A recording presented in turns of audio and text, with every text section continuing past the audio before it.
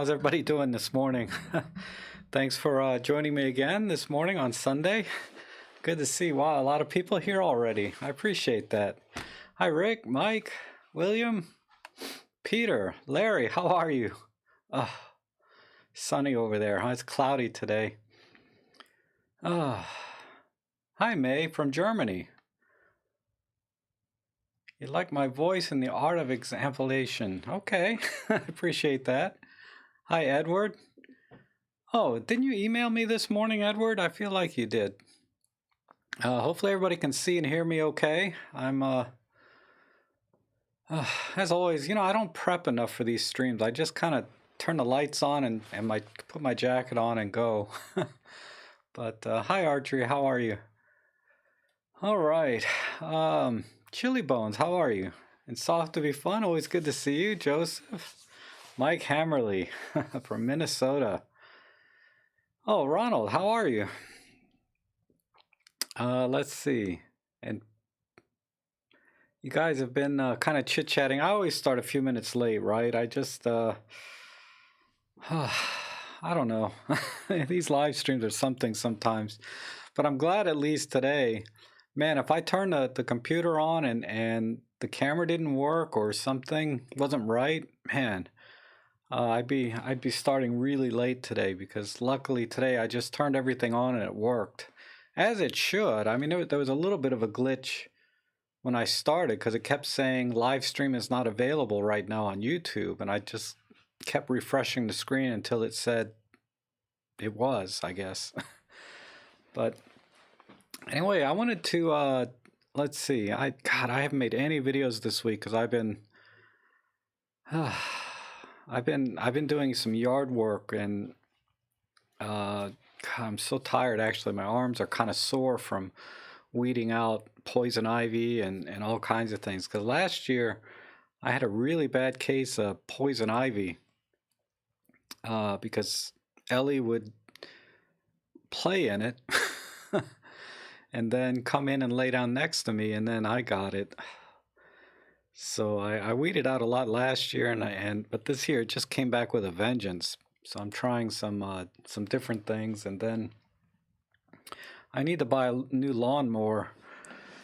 I hate riding lawnmowers. I have a pretty big yard, but I want to just get a little electric mower and just push mower and just walk around and do it, get some exercise.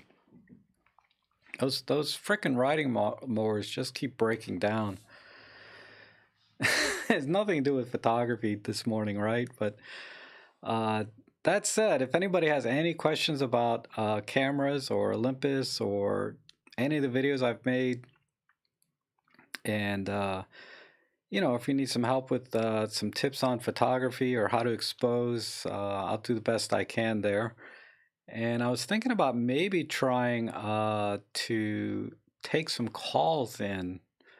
I didn't get a chance to set it up before I started this morning, but when my brain starts working and the coffee kicks in, it might come to me how to bring somebody in through a phone call, and then we can just kind of have a live discussion, and or especially towards the photo critiques that I always do at the end of the stream, because not everybody likes to hang out for that. So I do those towards the end of the stream, or it's the last thing I do in the stream, I should say. But let's see, I think I see a question here from Chili Bones. Can you espouse your experiences with shooting at 6400 ISO to freeze action? What about printing 6400 images? Well, my tolerance for noise is pretty high, and shooting at ISO 6400 has never been an issue. I print at, and I'm talking about printing, I'm sorry, printing at 6400 has never been an issue either. You will see some noise time to time, and you can clean that up to some degree in post-processing, but it doesn't bother me because I try to frame the image so that I always fill the frame with whatever the scene is, whether it's an individual person or a landscape. Doesn't matter what the scene is, but I try to fill the frame so that I crop as little as possible when I go into post-processing, and that keeps the visible noise smaller, right?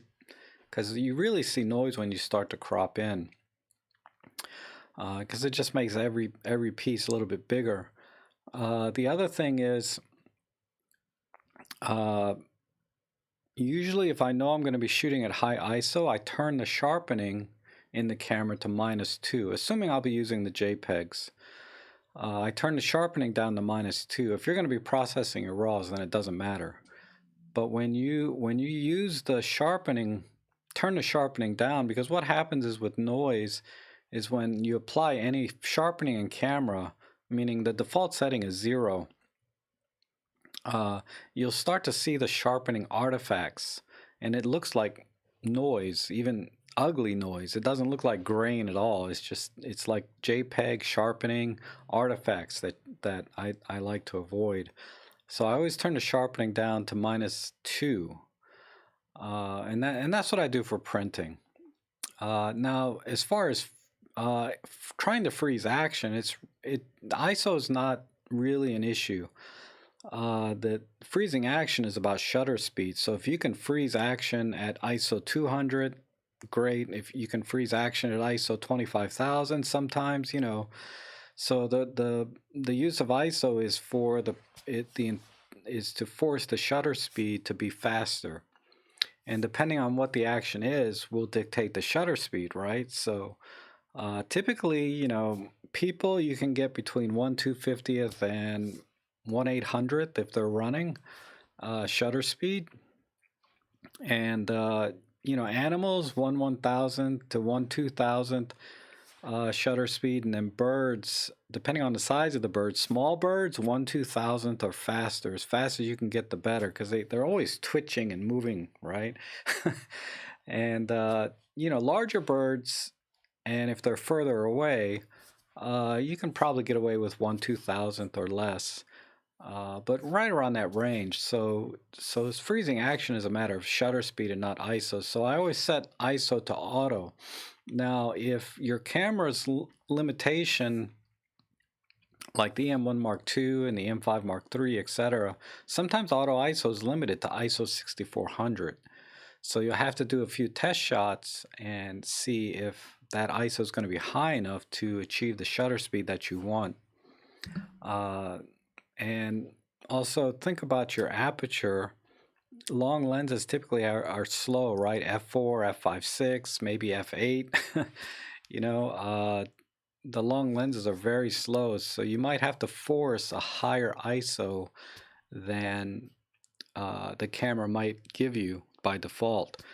So, and if you have an EM10 or an EM5 Mark II, you can set the auto ISO up to 25,600.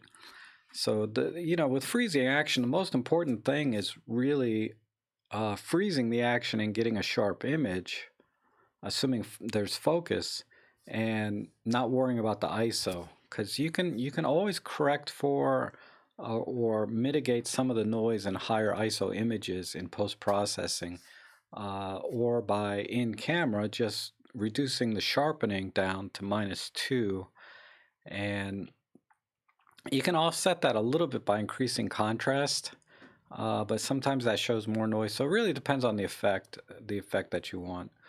And that's assuming we're working with available light.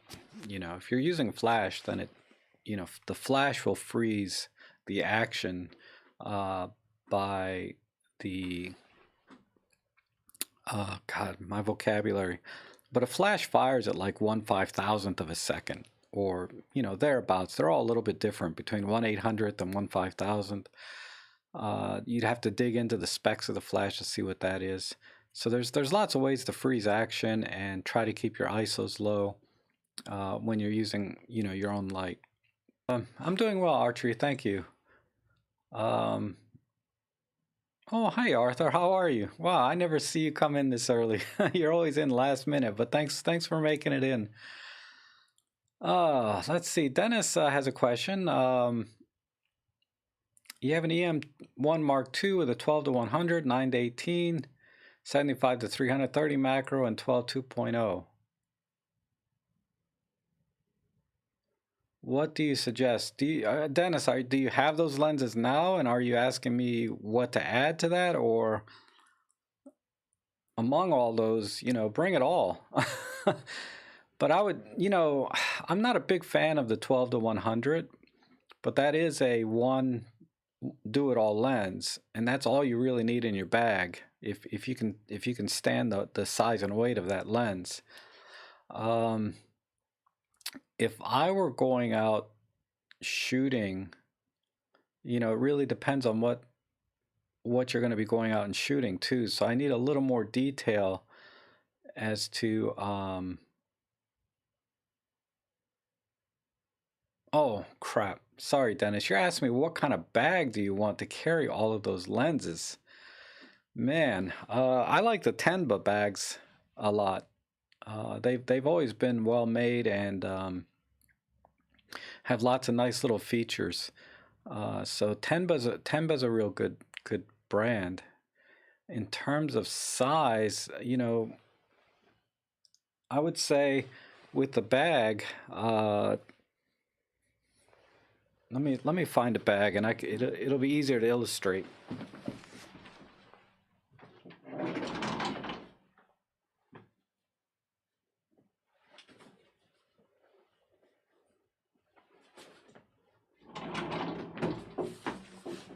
All right, so don't worry about the size of these bags. These are too small for what you want to carry.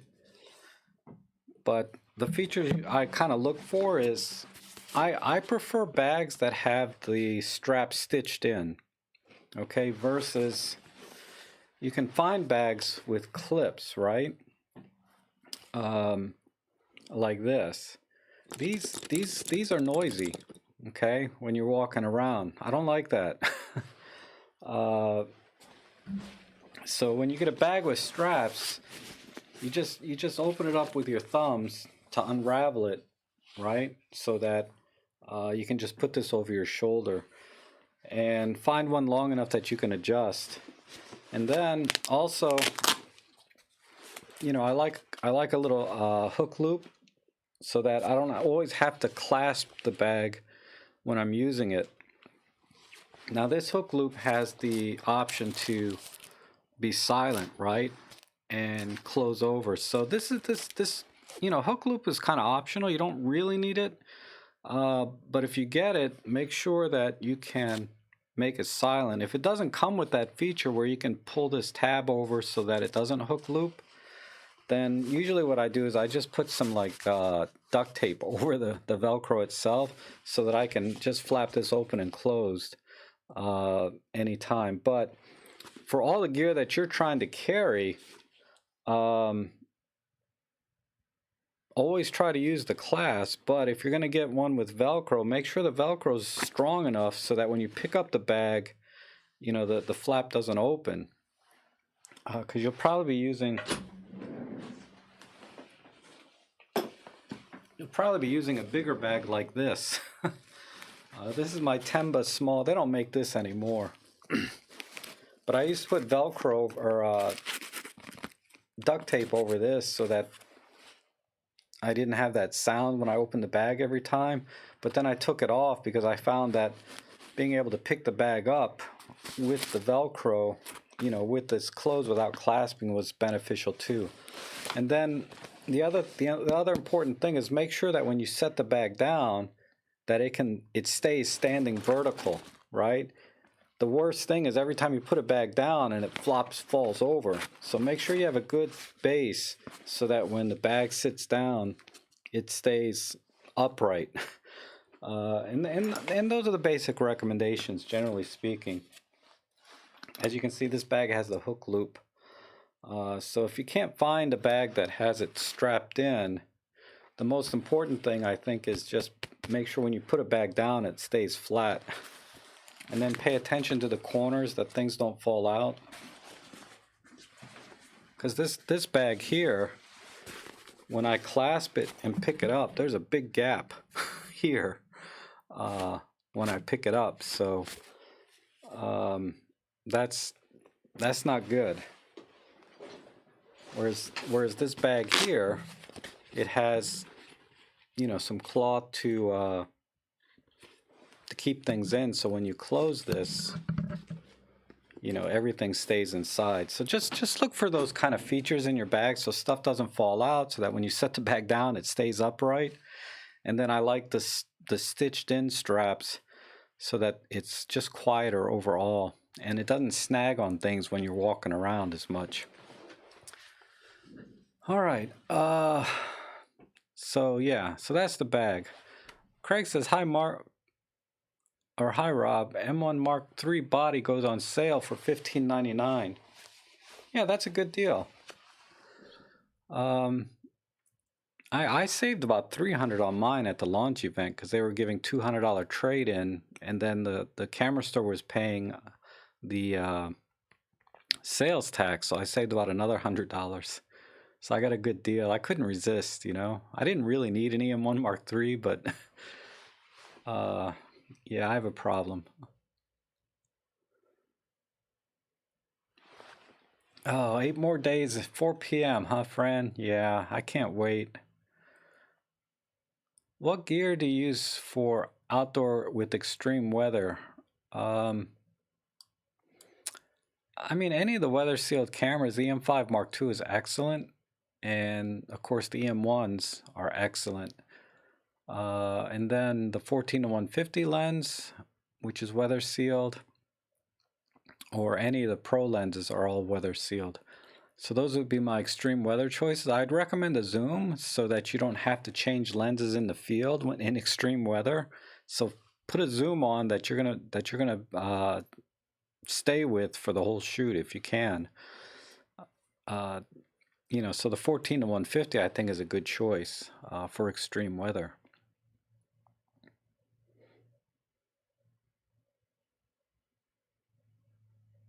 Oh, thank you, Nicolo. I appreciate that. Oh, and you know, let me just make a note. If you want to ask me a question, because I hate missing people's questions, you know, and sometimes you ask really good ones and it flies by on the screen. But you see, like Rick Bear just made a comment where it says at robtrek. So if you put at robtrek in front, it highlights on my screen. So that I can see it. So, because you know, a lot of you guys are talking amongst yourself, which is great. But if you want to ask me a question specifically, it's best if you put an at robtrek in the front, so it highlights and I can see. Because it highlights on my screen, it doesn't highlight like on your screen, but it does on mine. Like if I put in at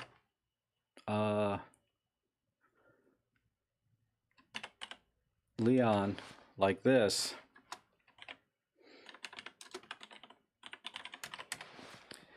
you know, Leon, when you're looking at your name, you'll see that it's highlighted on your chat window. But that's all. Okay.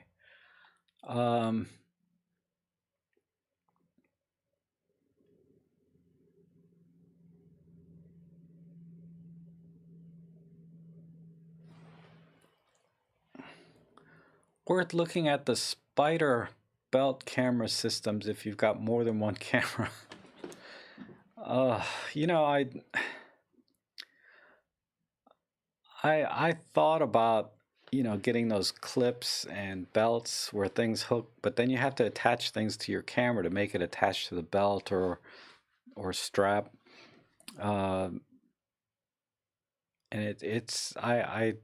but you know, then I'd have to take the Arca Swiss plate off. But then I think, I don't know, that stuff gets expensive because what's I forget the name of that company. They have one that's an Arca Swiss plate, but it clips into some sort of clip on your body somewhere, and that'll hold your camera too. Hi everybody. Hopefully you can see me now. I don't know why I lost the stream. All right, at robtrek, I'm looking to get a lens adapter to use with my old Nikon lenses, EM10 Mark II. What would you recommend? Oh, I just buy the let me see. There's a couple of ways you can go.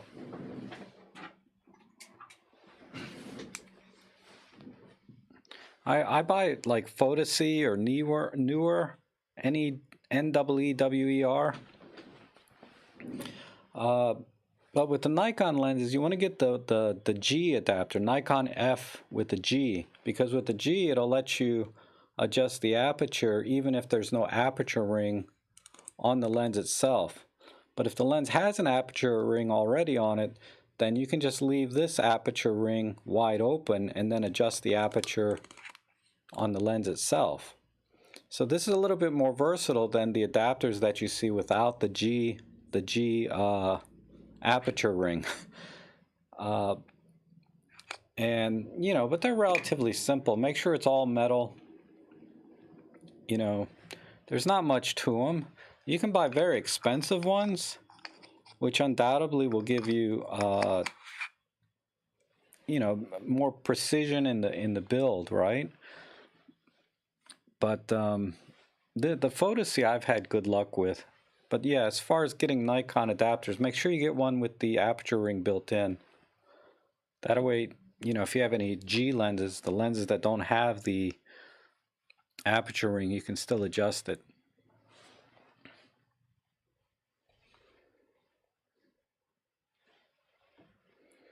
All right,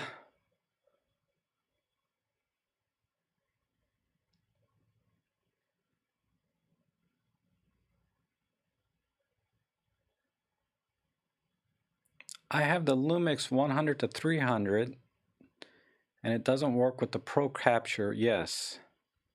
What Olympus lens should I get instead? The 75 to 300 is probably your next best option. That seems to work fine with the Pro Capture.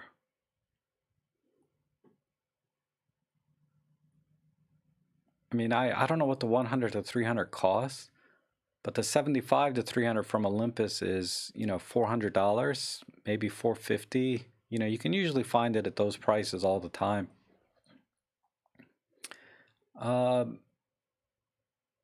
Can flash be used on the OMD EM10 Mark II using silent mode? If so, how? Oh, that's a tricky one, but your flash sync drops down on the EM10. Let me go get it.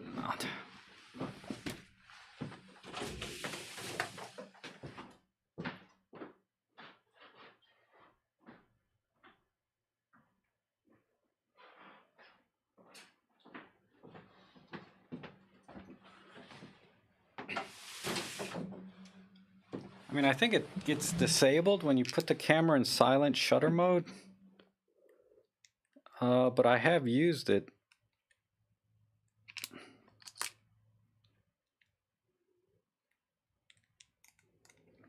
Ugh. I guess the EM10 Mark II doesn't. I know on other cameras I can, but I can't. But your shutter speed's usually so slow that it's not much use, because you'd have to stop the aperture down. Give me a second. Trying to think if there was a workaround.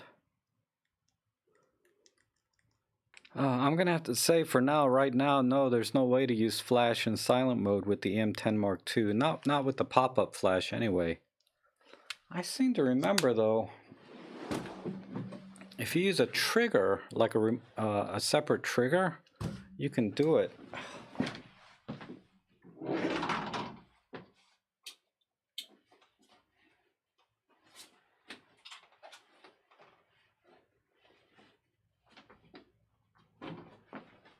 Man, you know, the questions are getting harder with every stream. Because you're really asking me these like very narrow use case applications. All right, this is a legit flash. All right, we got this. Let me turn this on.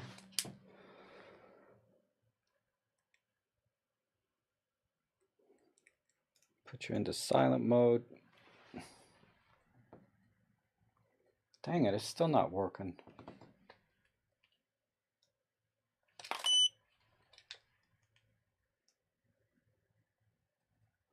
Yeah, I guess not. I thought, God, I thought for sure there was a workaround for that, but I guess not. Nothing comes to mind offhand. It must have been on one of my other cameras that I was able to make it work. So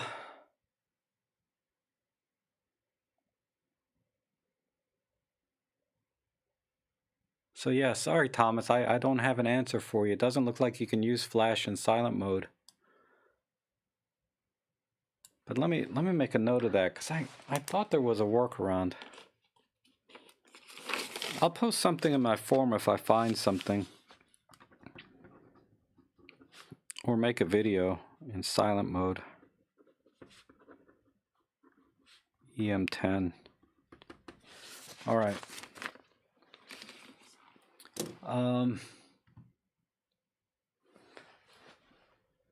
Nicole says, which is better in terms of sharpness, the 45 f1.8 or the 25 f1.8? I think the 25 f1.8 is sharper wide open. But then when you get down to 2.8 or f4, they're both equally sharp. So, yeah. I mean, but those are very different focal lengths, so I don't think it's fair to compare those two for sharpness when the focal lengths are so different. But wide open, you know, is the 25 is sharper, but once you stop them down, there's not much, there's little difference. David says, I've got the 17mm f1.8 and looking to get another prime, thinking of the 45. Yeah, I would get the 45 over the 25. Mostly because I assume you probably still have your kit lens, or maybe you have the 12 to 40 Pro, whatever. You may have this focal length covered already, the 25mm covered already with another lens, and the 17 is close enough that you can crop in just a little and get the equivalent focal length. But you're not going to be able to crop in down to a 45mm field of view. So I would get the 45 over the 25. I think that'll expand your photography a little more.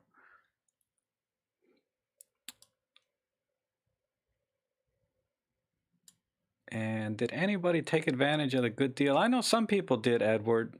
It might have been you that emailed me or said something in the forum. I know a few people did buy the EM10 Mark II for $299. That was a killer deal. Hi, Rob. I'm struggling to get the effect of pointy starbursts for street lights at night. Is there a specific lens that it's easier for that look? Ooh.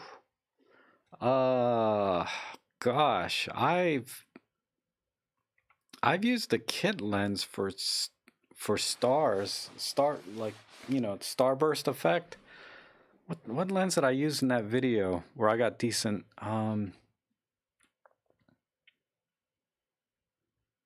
I mean, the 12 to 40 Pro does a good job too, and the kit lens. But yeah, you have to stop down. You know, I stop down all the way to like the maximum f22 on the lens when I do starburst. I know some people say you can do it at f16 or f18, but the starburst doesn't look that great on the kit lens, at least, when you don't stop it down all the way to f22. So f20, just make sure you're stopping all the way down. And yeah, there's going to be diffraction. They're not going to be tack sharp, but you know, you're going for the starburst effect, so that's not that important.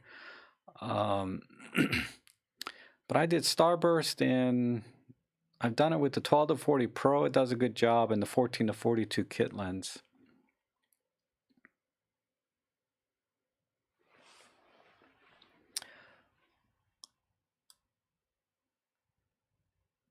Trad flash like Godox or Rotolite. Any thoughts?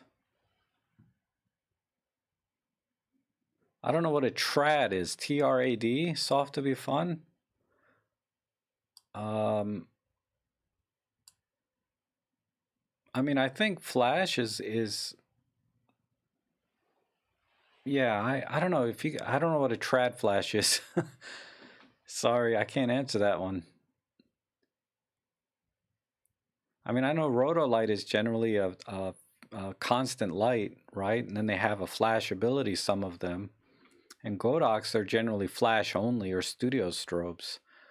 You know, I prefer strobes over constant light because if you want to get enough light out of an LED, you have to buy a pretty expensive one that's very bright. Whereas, you know, you can buy a flash for a fraction of that price, you know, half or less than an LED light for the same output. And they're a lot more compact, right? So I just prefer strobes over LED lighting, but I can see the benefits of a constant lighting. But yeah, I just prefer flash. And there's a lot more accessories to, you know, put umbrellas and diffusers and all kinds of things when you use a flash or strobe versus a constant light like a roto light. Mallory's asking, did Olympus change the live composite feature on the EM1 Mark III? It says composite now, not live composite. Oh, I didn't notice that, but no, it's the same.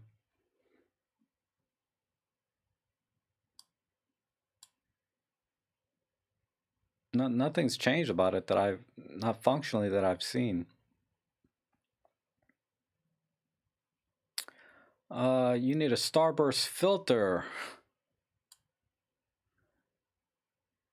Yeah, they do sell screw-on filters that will artificially create that starburst effect. Gosh, I used to have one when I started with, God, back in college maybe. I haven't tried one recently since getting a digital camera. Oh, okay, soft to be fun. Yeah, I think, yeah, hopefully I answered your question.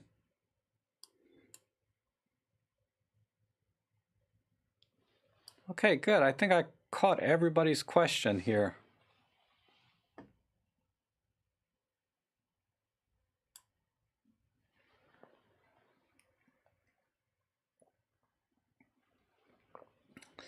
But yeah, strobes are just like this. This is roughly a 200 watt equivalent, which is three to four times more powerful than your typical on-camera flash, but it's still pretty compact. And so I just prefer strobes. You're not going to find an LED light that puts out this kind of output that you can carry in your bag. Hi Rob, your tutorials are great. Do you have one on new ND feature? No, I have not. I have not done anything with the ND filter. Peter Forsgaard has a good video on it though, using the EM1 Mark III. I believe it's the EM1 Mark III. Might have been the EM1X, but they both have that ND feature. So check out Peter Forsgaard's channel for the ND feature video.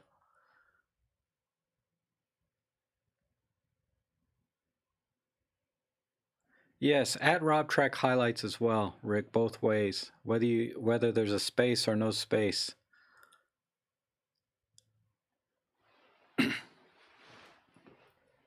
I mean, I played with the ND filter, trying to do some special effects, and that was kind of neat.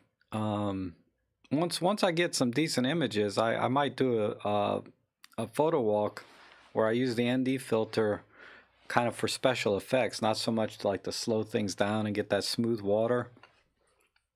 You can do some pretty neat things when the camera stacks images by itself, right?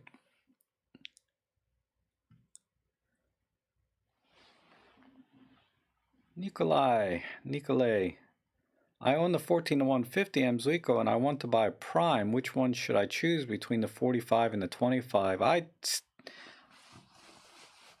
Now, either one you'll be okay, because there's strong arguments to be made for both. If it's your first prime, I'm gonna lean towards the 45 millimeter because the kit lens obviously covers both, right? Focal lengths 25 and 45. But at 45 millimeters on the kit lens, you're like at f5.6. With the prime, you're at f1.8. So you can. I think it's a lot more capable lens at that focal length than the kit lens is. Now the 25 millimeter, if you're at 14-to-150 on the kit lens, I think you're like at f4 versus f1.8, which is still a substantial improvement, but not as great as the 45 is. It's a pretty significant difference. So I would lean towards the 45. and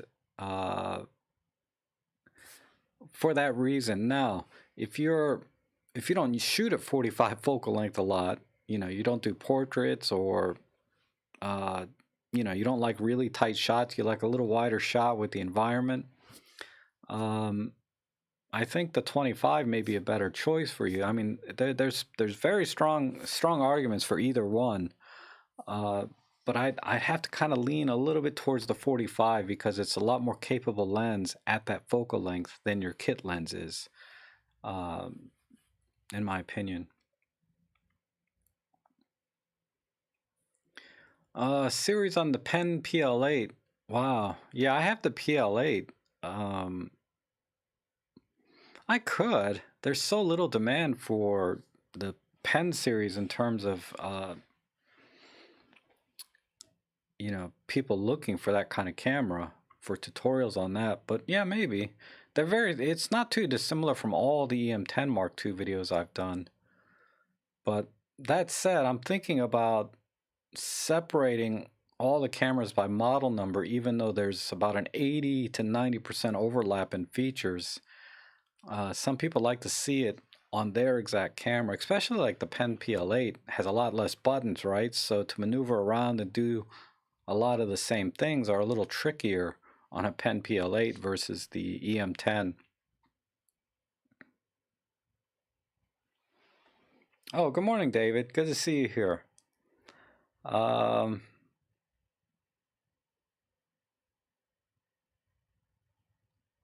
The prime lens, I see Adorama that the Panasonic 30 macros on sale for $298. I guess. I'm not a fan of Panasonic lenses on Olympus cameras, because you would definitely lose focus stacking in camera with the Panasonic macro. I'm about 90% sure on that. And that's one of the features you would use with a macro lens, right? I think you can still do focus bracketing, but you'd have to stack them yourself later. I mean, I think at $300, I'd spend a few bucks more and get a 60mm Olympus macro if you have an Olympus camera. If you have a Panasonic camera, yeah, go for the Panasonic lens. And the 14mm 198 from Panasonic, that's a nice little pancake lens for street shooting. Don't use it for video. It was on my short list for a long time, but I decided to go with the 12mm f2 from Panasonic, or from Olympus. Even though it costs like almost 3 times as much, I went with the 12.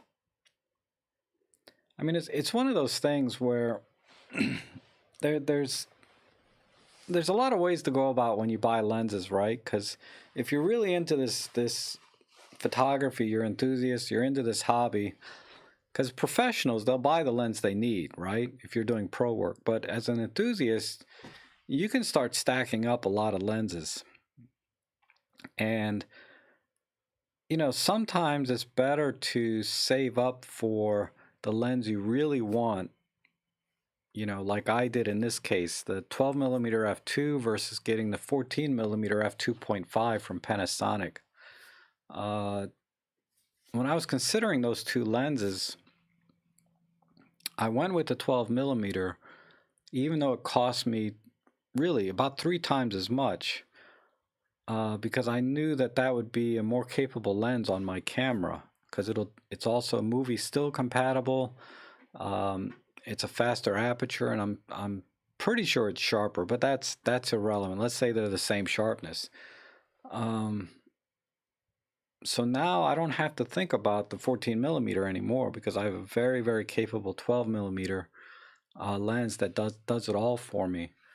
Because you could end up with, like I did, lots of lenses that you don't need or use anymore, because they're cheap or whatever. Because if I was a little bit on a budget, I would have probably bought the 14mm, but I'd still be lusting after that 12mm. So if you want the 14, get it. But if there's a lens that you want more that's similar or better, but it costs more, save up a little bit and get the lens that you really want. because you'll never be happy with settling with a cheaper lens. Or I shouldn't say cheaper, but with a different lens, you know.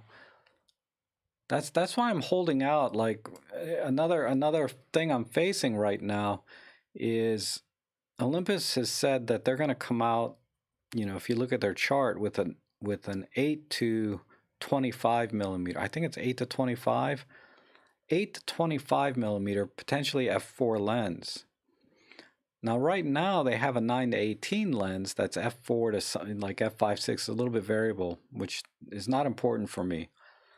And that's a lens that if I bought right now, I'd be settling for what's available now versus waiting for a lens that I really want, which might be the 8 to 25 f4 Pro lens. Hopefully it's weather sealed and all of that. So I'm holding out, but if I were earlier in my photography enthusiast type hobby mode, I'd have probably bought the 918, right? Even with my bad case of gas, I would have bought the 918 earlier. But now that I have so many lenses that just pile up, I tell myself I'm going to wait and hold out for the lens I really want and save up for it. And then also, like I said, if you guys have a question, remember to put @robtrek in front of your question so it'll highlight for me.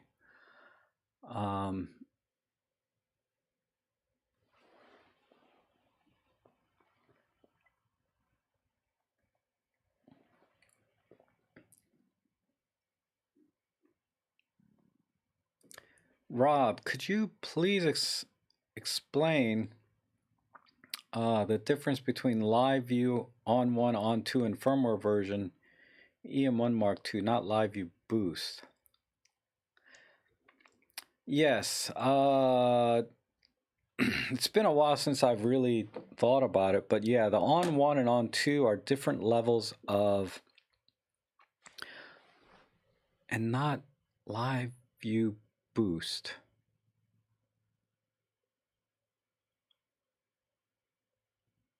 Because live view, let me just make sure. Display.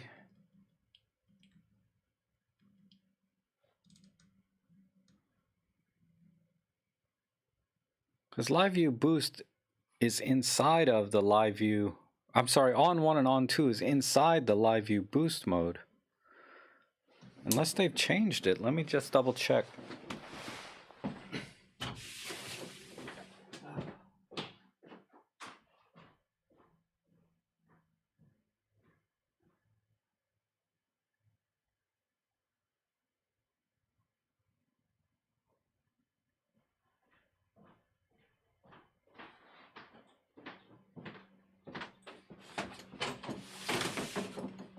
I have so many cameras. I'm gonna check on the EM5 Mark III because that's essentially the same as the EM1 Mark II.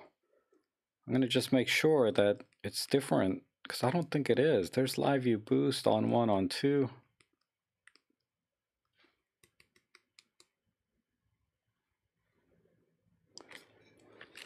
When you say not live view boost, when I look at the menu system, hopefully this will focus. There's live view boost, and then when I click OK, there's on 1 and on 2. So I don't know how you get the on 1 and on 2 without going through live view boost first. But on 1 just brightens the image, I think. The on 1 brightens the image that you see in the live view without doing anything with the shutter, okay? I mean the sensor. So it tries to boost it artificially, and it does the best it can. But when you go to on 2, all right, then what the camera does is it has to slow the refresh rate on the sensor so it can gather more light to even brighten the image up even more, because there's only so much brightening you can do artificially with software before the image is so grainy and ugly. So they slow the shutter refresh rate down on the sensor, and then brighten it again, you know, via software. So that's the main difference. And then when you're using on 2, the problem arises where the images will start ghosting, right? Because the shutter is so slow. So you have to be very, you know, typically you want to use on 2 when you're on a tripod.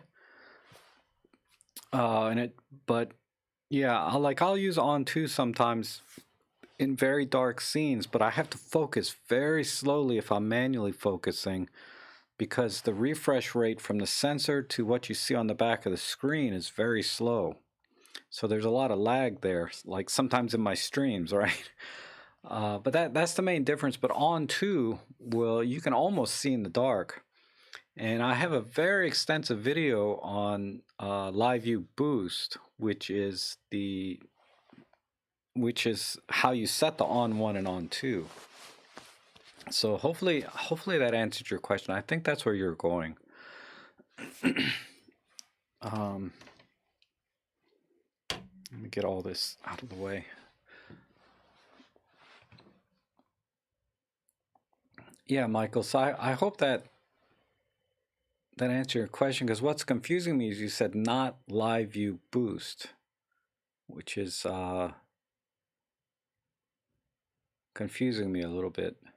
If I could pull the EM1 Mark II off, because I'm streaming with it now, so I can't actually use that camera. And I don't think it's any different on the EM1 Mark III.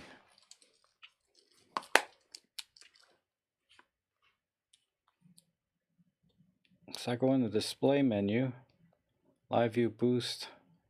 Yes, exactly the same. So yeah, okay. That's the extent of what I know about on 1 and on 2. I had for micro capability for any lens per millimeter for screw-on lens.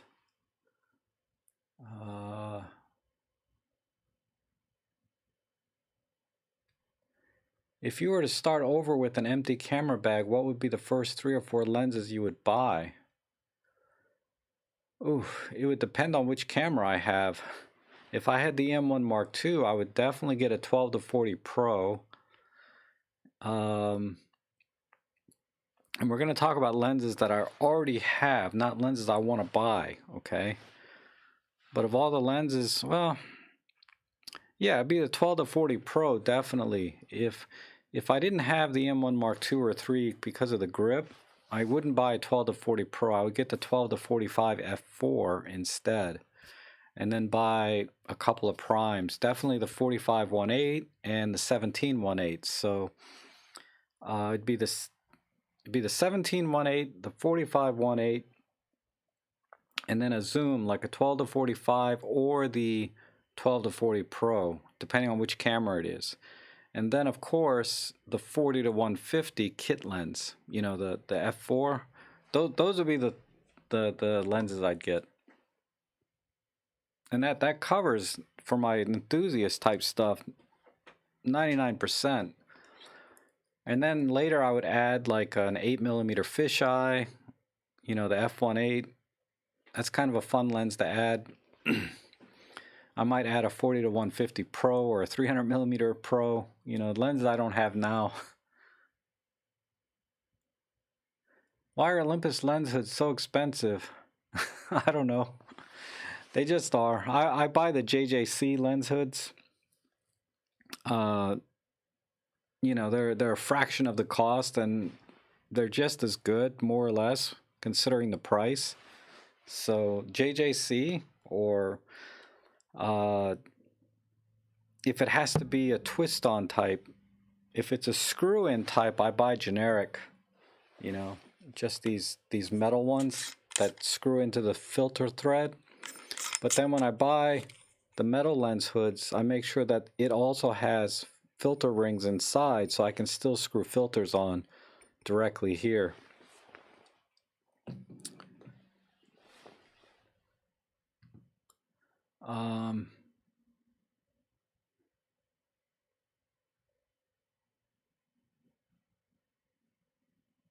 On 1 or on 2 for the EVF auto switch. Oh, that's different. Okay, now I understand your question. So if I go into the E menu, Michael's asked me about the on 1, on 2 for the EVF. It's in menu I.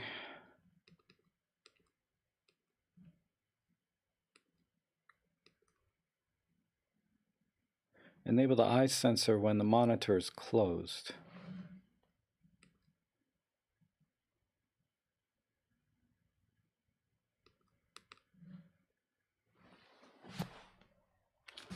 I think I know what it does. I never used it, but I think I know what it's for.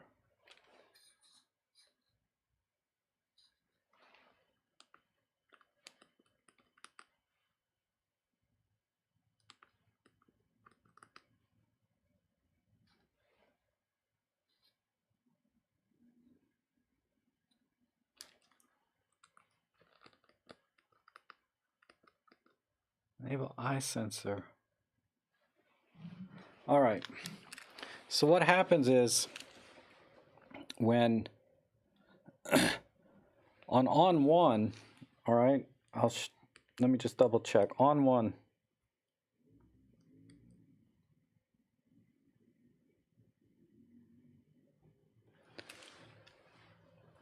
You'll notice how the EVF comes on, right?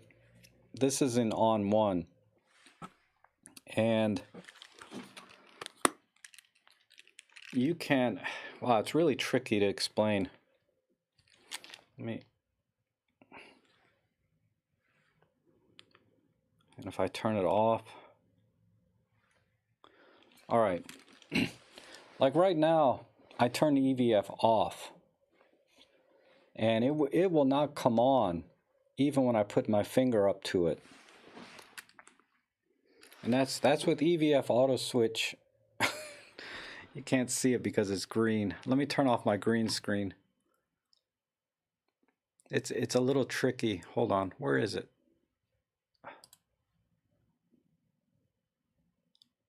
J5.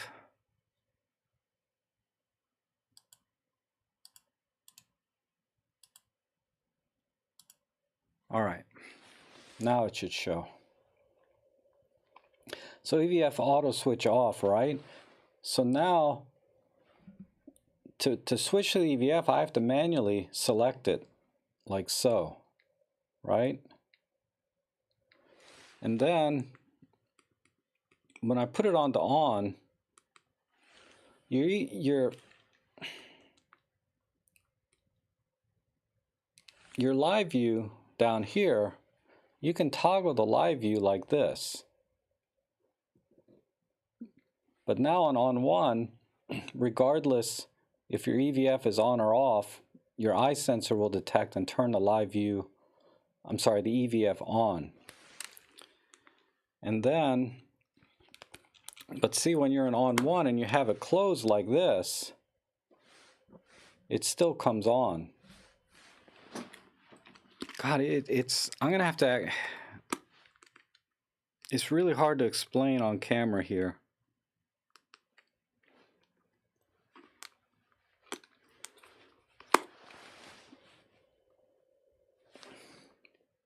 Let me,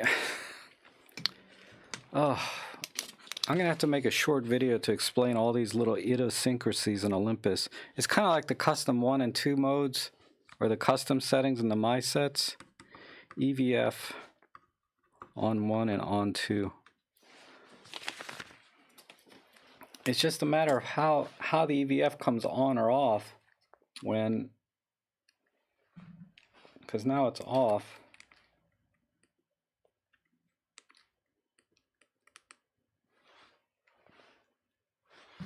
Right?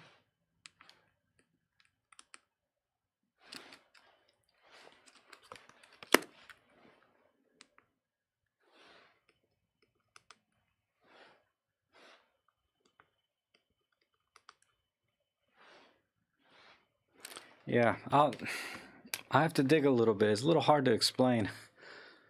Okay, sorry, Mike. I wish I could give you a better answer. Okay, I'll come back to it though. I'll make a short video on it, like one of my little 2-minute videos to kind of explain that, because it's a little tricky. Let's see. Is there a way to set, so Archery is asking, is there a way to set the limit to your shutter speed in the M5 Mark III? Same like when you set high ISO. Not that I know of.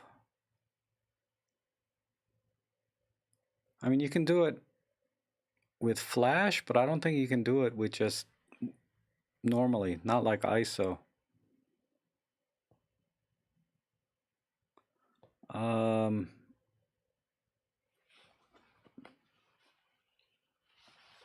If they create an 8 to 25, that will cost over $1,000, I guess. Yeah. See, Andreas, I would be able to justify the price because I can use it in my professional work. So it's kind of a write-off for me. As an enthusiast only, yeah, maybe the 918 would suffice. But because I have that option to use it in my professional work and in architectural or real estate, I can write it off. But even as an enthusiast, if I really wanted the 8 to 18 or 8 to 25, I would save up and get it. It's just easier for me as a pro. Craig's asking, would you buy the 8mm fisheye instead of the 12 f2 for astro? Yes, definitely. For astro work, I like a really wide field of view, and you can correct for the distortion in post-processing. So I would definitely get the 8mm over 12. 12 is still a bit tight.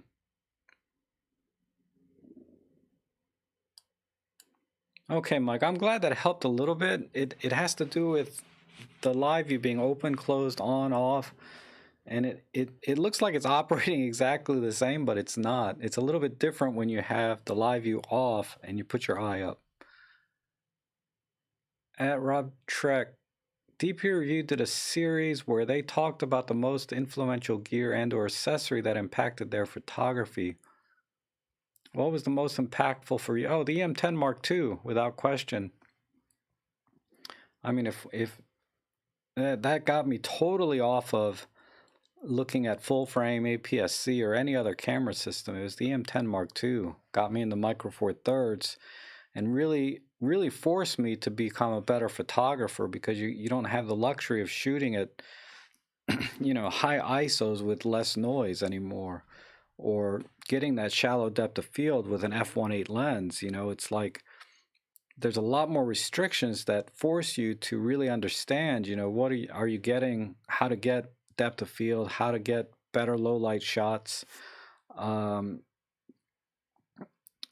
the fact that I was able to downsize my bag to just these little tiny bags instead of the giant Tenba that I used to carry everywhere that weighed 10 times as much. So for me, it'd be the M10. I mean, if we had to go back further, I can't think of any other cameras. The M10 was definitely the most influential for me. The EVF auto is important for saving battery power, as the proximity sensor uses less power than having the EVF permanently on. True. But I think it's the sensor stays on regardless of setting and then turns off. I mean, the EVF sensor, eye sensor, I'll have to check.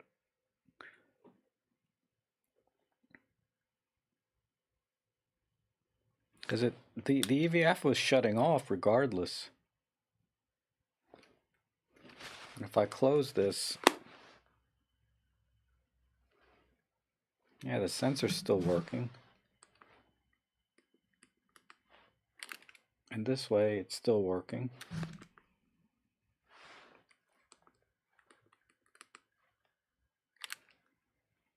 Ah, okay. So if you have the EVF auto switch turned off, the EVF will stay on. Like that. So yeah, make sure it's on 1 or on 2 always. But if EVF auto switch is off and you select EVF, the EVF will stay on.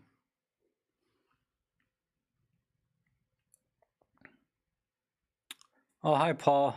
Thanks for coming in. Laowa 7.5 rectilinear f2 is great for Astro, but of course you cannot use the starry AF. Yes, for manual focus lens, a lot of people like that Laowa 7.5. I feel like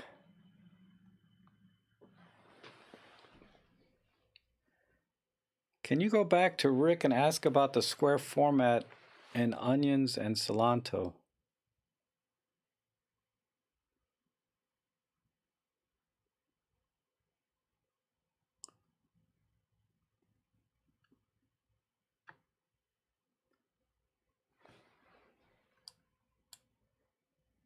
Yeah, Mike, it's a little bit different though, on one and on two. But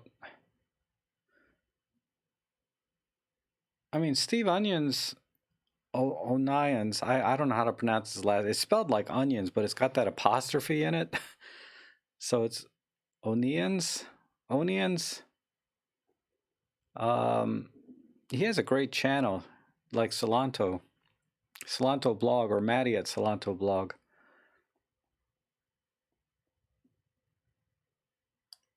But square format, it's just a preference. I don't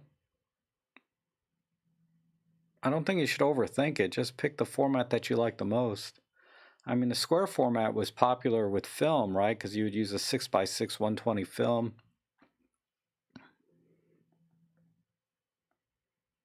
And then, of course, Instagram is all 1x1 when it started.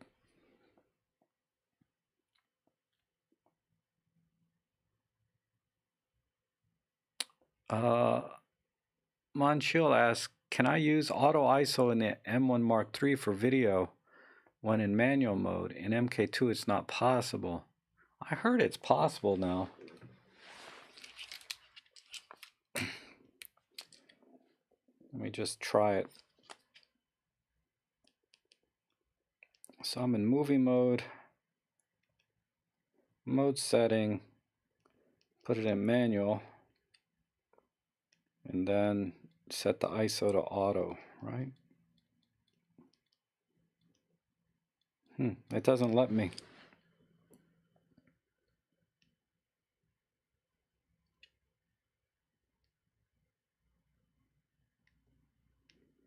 I'm in manual. Let me try. What am I? I'm in 4K. Let me try like just a full HD.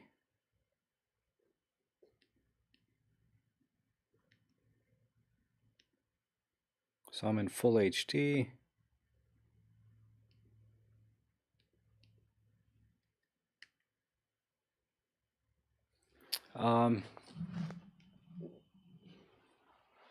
No, when I'm in manual mode, it you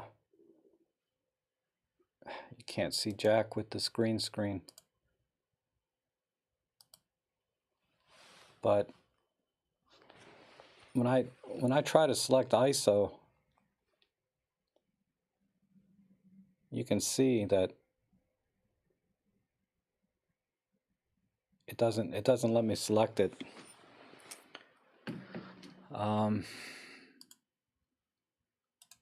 So I don't see a way to use auto ISO in manual mode on the M1 Mark III.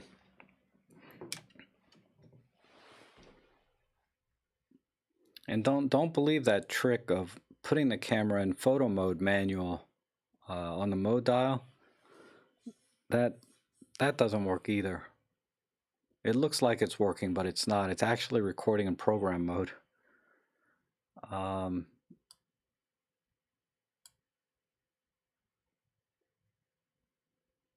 I have the 45 f1.8. Which lens do you suggest for me? I'm just a guy from Italy that loves Olympus.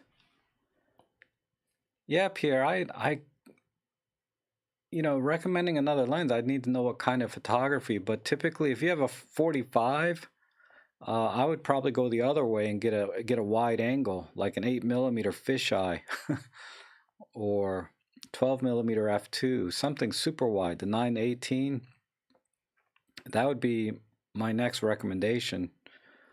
Just go to the extremes, because like I said, the kit lenses kind of cover a nice little range.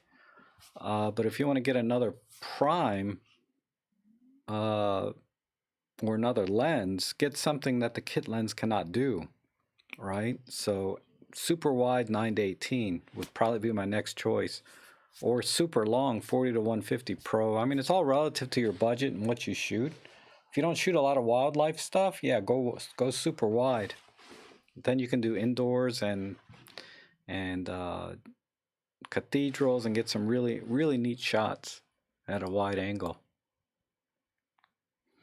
What are your thoughts on the rumors of the Lumix GH6? Don't have any opinion. I haven't seen any. I haven't looked at any of the rumors on the GH6. But a 41 megapixel micro four thirds, I'd be curious to see how the noise performance is, even at ISO 200, because you're cutting the sensor pixel pitch almost in half, I would think.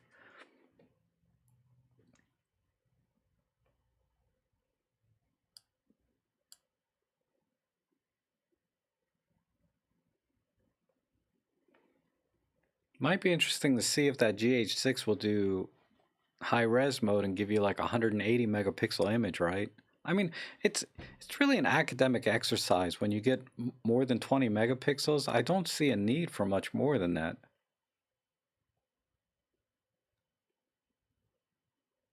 I mean, for very specialized cases, yeah, you might need 41 megapixels, but then I think you'd be buying like the S1R or Z7 or some high megapixel camera anyway.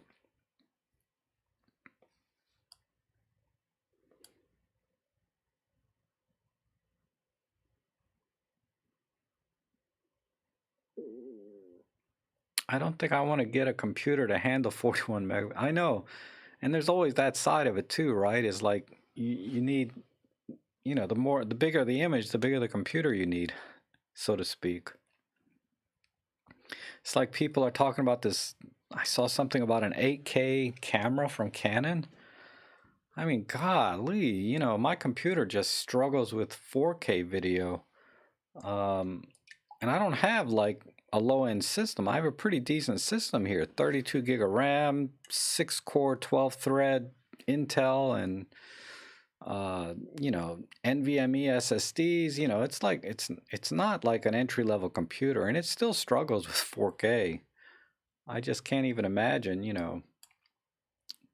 And a lot of these companies, you know.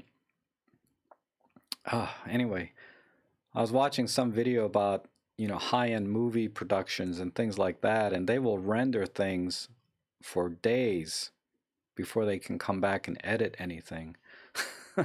So they'll just set the computer, and they're using like these 64 core processors, you know, not like 6 core, but like 64 100 core processors, crazy things like that.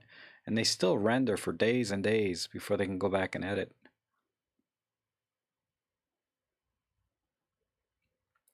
Where did I get my computer? I bought it at I bought mine at Best Buy. It's a Dell G7. It's a gaming computer, but I wanted the high-end graphics card and the 6-core 12-thread processor. I mean, it's already about a year and a half, maybe 2 years now. Maybe about a year and a half old now. So it's already starting to get outdated, right? In technology, you know, like a year is mature, and then 2 years it's pretty outdated, and then by 3 or 4 years it's just plain obsolete vintage legacy equipment. Hi Rob, quick question. Are you using Camlink dongle to stream through your camera? Yes. I use an HDMI to USB converter. It's a J5 Create is the brand, J5 Create. And I'm using the M1 Mark II to stream with. And I have a light and light and light and light. I'm using 4 lights for this stream, but it was the only way to get the image quality up.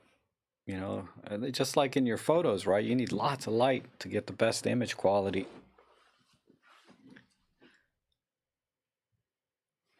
Ooh, where are we? Wow.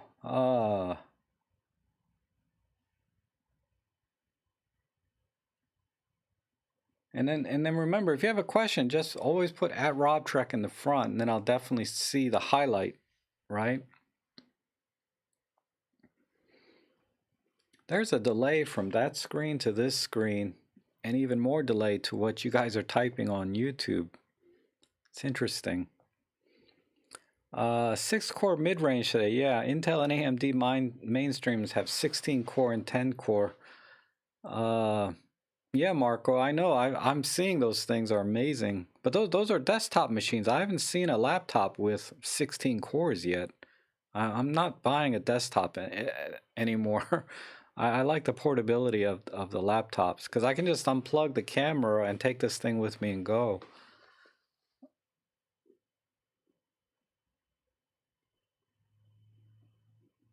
Yeah, 4K read write. Yeah, SSD. Yeah, I use an NVMe, Samsung Evo something. It wasn't their top of the line Evo NVMe drive, but it was a pretty good one. It was kind of mid tier because I guess they got 3 tiers on their Evo drives. Casa says, why does a casual or amateur photo or videographer need more than 24 megapixels? They should invest learning.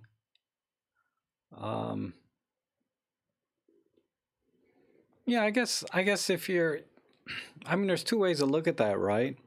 There's the photographer or hobbyist that enjoys the gear itself as much as they do the photography, if not more so, and having the very best you can get. And I use that word loosely, but having sort of the most you can get. Like, I want more megapixels, I want higher ISO, or I want more features, you know. That in of itself is kind of the reward, right? And then photography, part of it's kind of secondary. But then for me, it's, yeah, I'm more leaning towards, I mean, it's hard to say. I mean, the best analogy is like I'm like getting into watch collecting now. I'm just in the very beginning levels, but you know, I looked at some watches that were, you know, I'll share with you guys what watches I bought. Nothing collectible. They're just good watches, right? Well, at least one is just it's a good watch, but it's not a collectible, but it's a good watch. Uh, but yeah, it's the kind of watch that I probably just wear every day with no hope of ever making money or selling it, you know, for anything. It'll just be a like a utilitarian type watch. And then there are watches that cost, you know, millions of dollars. I just couldn't believe it. I saw some 1.3 million, $1 million watches. And they don't do anything different, right? They're just a little more accurate. Maybe if it's that kind of watch. I saw a $7,000 watch, which is supposed to be super accurate. But Citizens makes those. I'm not Citizens. Belova makes the precision quartz drives that run at 260 some megahertz or kilohertz, whatever it is, that are really cool. So I would buy that watch not because it's more accurate, but because it's more accurate. Not because I need more accurate, but because it's more accurate, right? It's very distinctive in that sense. So I can see people buying camera gear kind of the same way. It's not because their images will be better, but it's because it has more megapixels. And you can tell the difference when you start cropping or pixel peeping. You know, there's subtle differences that people look for in their cameras maybe. And there's a certain amount of joy and satisfaction out of that. Um, just like I said, so the watch analogy is the best I can come up with, but I'm looking at watches and that's what came to mind. Yeah, Marco's elaborating here. 8-core max and a laptop.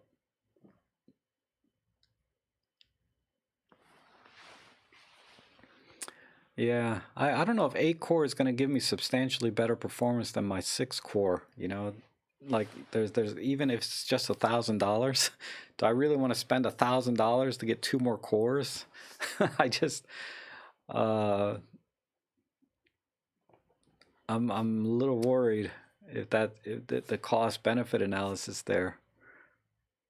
If I was buying a laptop new, I'd be very excited, but we'll see. Right now, my video demands aren't much more than just the videos that I do on my channel.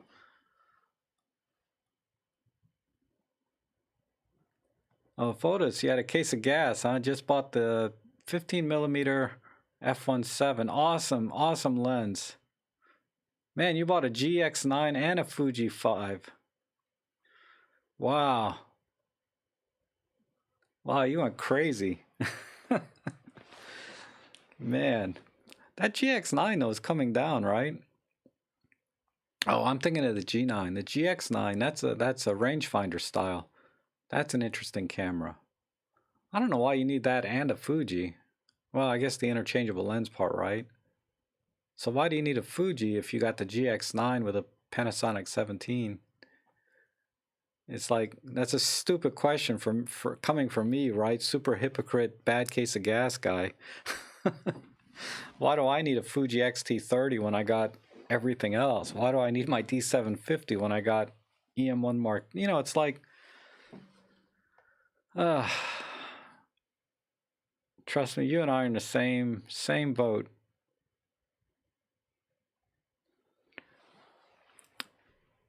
Rob, I have using Ollie 17 for a while. Sometimes I just need a bit more of a wide angle. Any experience with the 7-14 f4 Pro? No, I've used the 7-14 from Panasonic. That is a lens I do have. And I would say I thought the 7-14 was an f2.8 though. I don't think they have a 7-14 f4.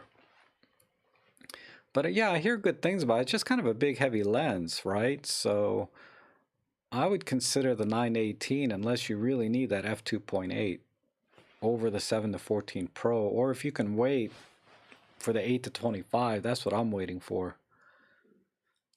I don't recommend the Panasonic 7-14 on an Olympus camera just because it has a lot of flaring issues that creep up time to time that are impossible to fix in post-processing. So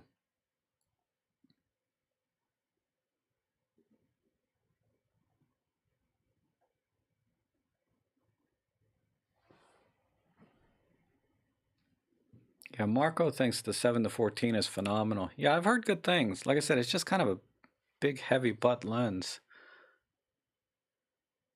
So if you're putting it on an EM1 Mark II, it's fine. If you're trying to use it on a EM10 or a Pen PL8 or something, I wouldn't recommend it.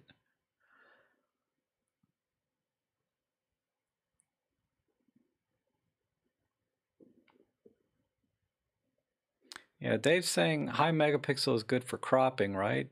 Being able to cut a chunk of the photo out and still having good resolution. Yep.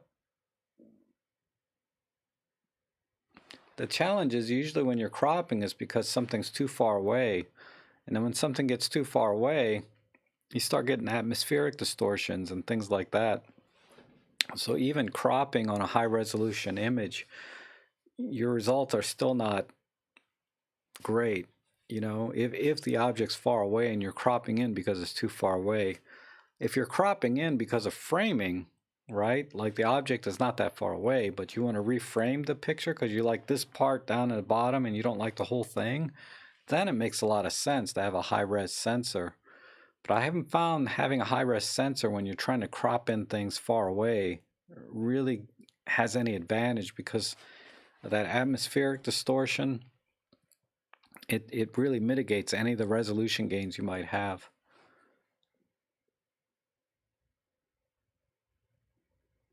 Hi Rob, I remember the M1 Mark II unboxing video you made, or the Mark III. Or my glasses. I'm sorry, I should wear my glasses when reading these. You notice that the dial made in the P position. Told to check when unboxing too. I found that mine also in the P position. Yeah. I got different reports. If you look in the comments section on that video, people will tell you different things. But I'd say 90% was P mode. Oh my God, thanks, Mike. I appreciate that. That will definitely help me keep the lights on.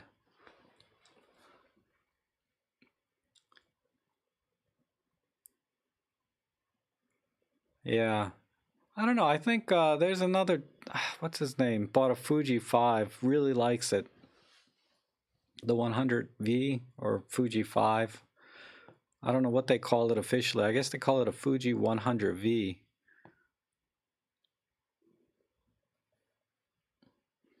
Phaser Rob, you are a serious hoarder of cameras. The only reason to get rid of one camera is to get two more. So true. Right now, I need to buy a freaking lawnmower. Ugh. Like, I could buy another watch, or I can buy, like, a really nice lawnmower. I gotta stop. I gotta stop buying things. But a lawnmower would be practical, and a hedge trimmer. Man, I got some poison ivy that I need to... Anyway, was watching Nigel Danson's video on using telephoto lens over wide angle to landscapes to improve composition skills. What's your take on wide angle versus telephoto? Oh, yeah, I really like that video from Nigel. That was a good video. Definitely very valid, right? You know, trying to focus in on what's interesting in that scene, because sometimes the entire landscape is not that interesting, but this one part inside of it is. So yeah, either way, it always depends on the scene and what you want to capture. I don't think there's an argument to be made to do one over the other. As a you know, for you really need both. You need wide and you need telephoto, and to capture the scene that you want. But you don't need to, you know, if you want to specialize in something like landscape photography, I think I don't think shooting with one or the other has an advantage over the other. You really need to get good at both, because sometimes you want wide, right, for your landscapes, and sometimes you want narrow. I mean, you know, who would go to the Grand Canyon with a telephoto lens? I, maybe you can, but it doesn't make sense to me. Or the Japanese, whatever that mountain is. You know, it's like I can't imagine doing that with a telephoto. There are just some things that a wide angle makes more sense to me.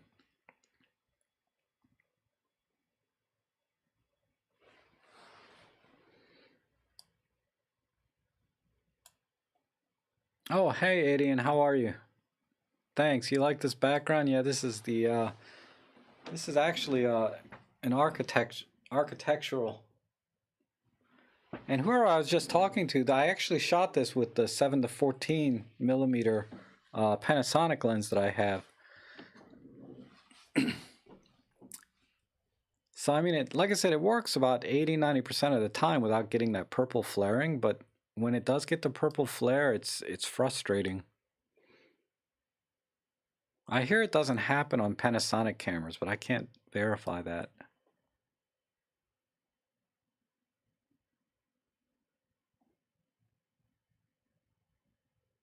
A neighbor kid. I do not trust my neighbors. Especially the kids around here. Oh my God.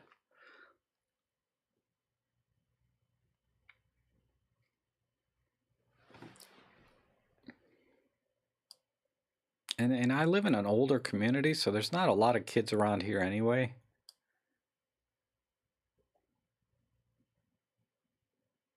A Honda more with a key start. Yeah, that would be nice.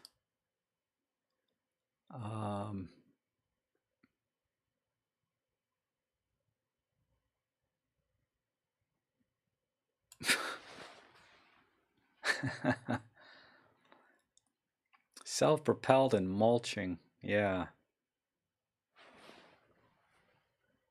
I'm thinking about getting an electric mower though. I just don't want to deal with gas anymore.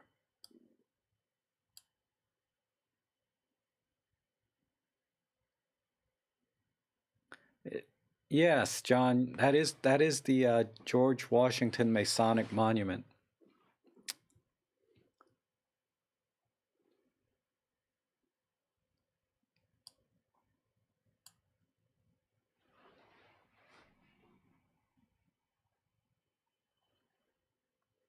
Yeah, the Panasonic 15 millimeter is a great street lens. I don't think it's really wide enough for wide angle type shots generally. It's more of a, up close lens, right? You get relatively close, not more than 10 to 50 meters, but landscapes, you're usually miles out, right? And that's when a wide angle is kind of interesting. A robo-mow. I think my yard's too big for that. My grass was so tall when I haven't cut the grass, but I did go out with a weed whacker to temper it a little bit. But it was so tall, Ellie would run out to the yard and she'd just kind of vanish in the yard. I mean, I could just barely see her. I'd have to look. So I went out and I mowed down or weed whacker, used the weed whacker to get it down to where I could see where she was in the yard. So I always have to check the fence line because if she ever gets out, I'll be in big trouble. And the problem with my fence line is that we have deer, and they can break the fence. They can, where the seams are and things, they can break through. And which happened once. So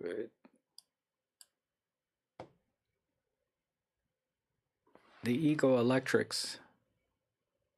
Okay. I don't know. I'm just gonna go to Lowe's or Home Depot and get something. They have these. They're about $400-$500 for a good mower. It's as much as I can possibly spend on a mower. Wolftech says, I'm looking at an EM5 Mark II for 330. It's a little rough and only comes with a battery. If it's rough, I wouldn't get it, Wolftech. You can get a refurb for about 400, 450. I don't know where you are, but if you're in the US, check out Robert's Camera or Used Photo Pro, or KEH, and look for one that's in good condition. Don't ever buy a beat up camera.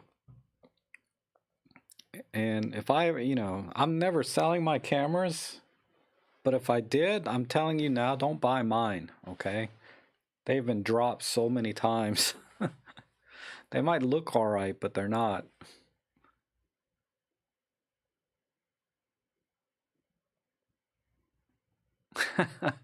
Eddie and a tractor. I actually have a riding mower. I just don't like using it.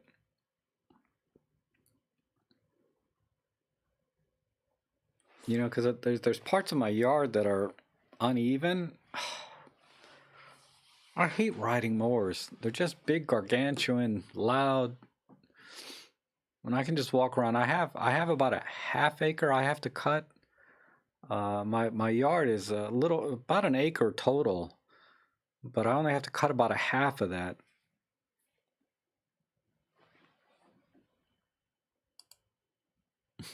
Ellie could pull the mower. Have you used the 100 to 300? No, I have not. I have not used it, so I can't compare it to the 75 to 300. But you lose pro capture if you use the Panasonics. That might have been you that mentioned that before, but yeah, you lose some of the special features that Olympus cameras have. So if you have an Olympus camera, I would get the 75 to 300. It's a fine lens for the price.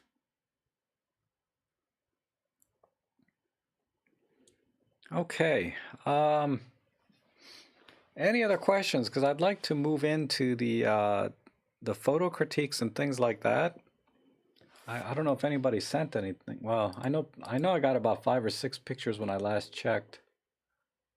Let me take a quick look, see what else is here.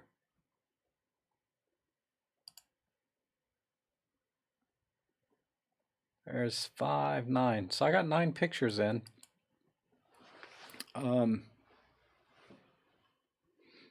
Is that my yard? And no, that's not my yard. Oh my God, if you could see my yard, it's a freaking disaster.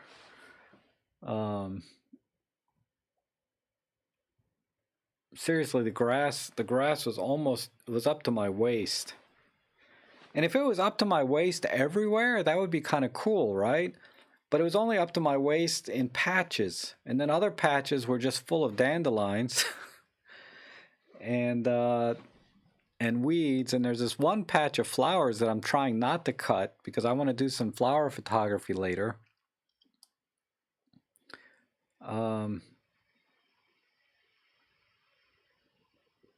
Trying to see where my yard pictures are.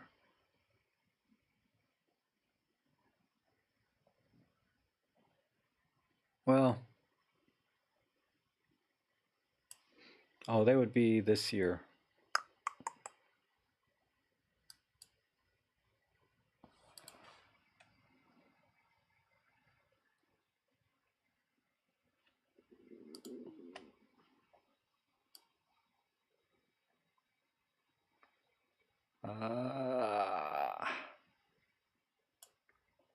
Nah, I don't really have any pictures of my yard.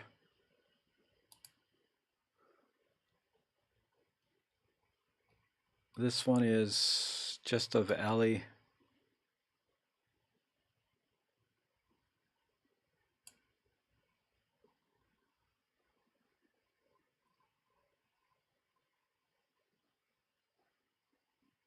This is kind of... Well, here's one of my grass that I took a picture of.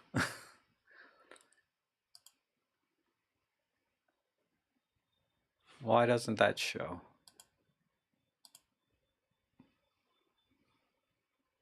I lost my monitor.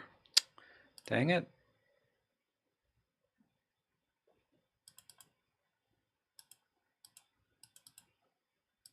That's weird.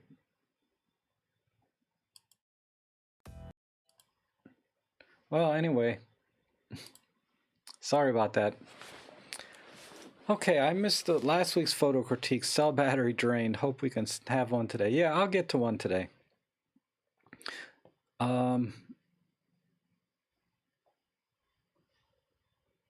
Yeah, just a quick blackout, but okay. If any other questions before I break? I'm gonna take a 5-minute break, and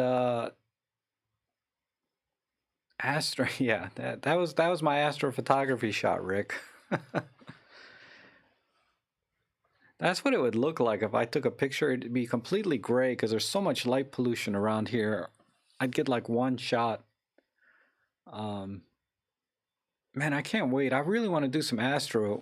Once they open up the national parks again, I can go out and do some astrophotography. But okay, it's 11:40 my time. So I'm going to come back in 5 minutes and we'll do some photo critiques that people sent in. So if you haven't sent one in yet, I might be able to get it before we come back, but you can try and send it in now. But let's just take 5 minutes, okay? And everybody can get some coffee or do whatever. And if you want to stay for the photo critiques, because that's all I'm going to do from here on out, you know, great. If not, it's okay. I'll be back on Thursday and we can go back into a Q&A or just talk about mowing the grass. I should do it before, well, it's too late. I've already kind of weed whackered it down, but okay, guys, we'll come back in 5 minutes, okay?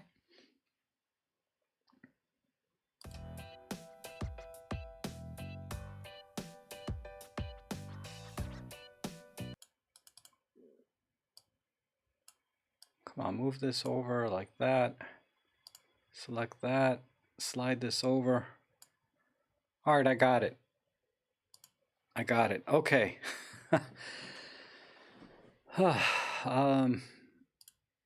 Man, thanks for your patience there. So, yeah, the dramatic tone just kind of jacked this up quite a bit. So we need to We change that to live chat. Yeah, it looks like we're in Westworld. So we're going to forget about the dramatic tone filter. So let's just try some dehaze then, which is kind of dramatic tone light. Where is it?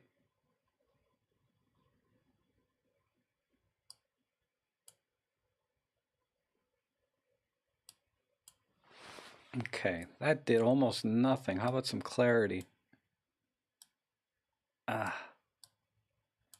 There's that.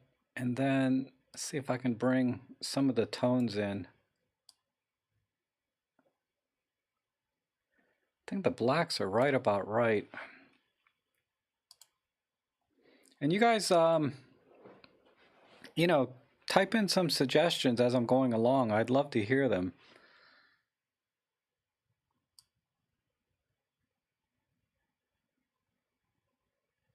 Just a little bit more in the clouds.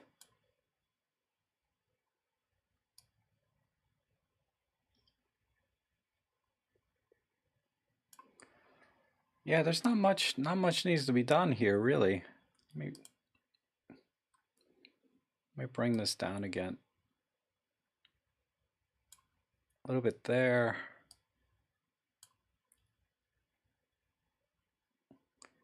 Bring in just kind of a standard S curve.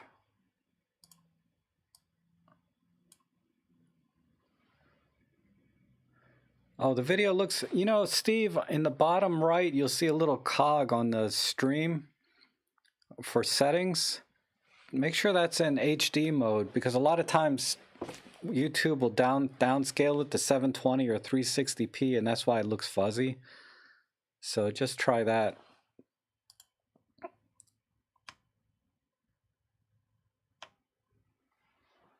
All right. I think that's all I can do, and I just crop out the hood of the car that's down here at the bottom.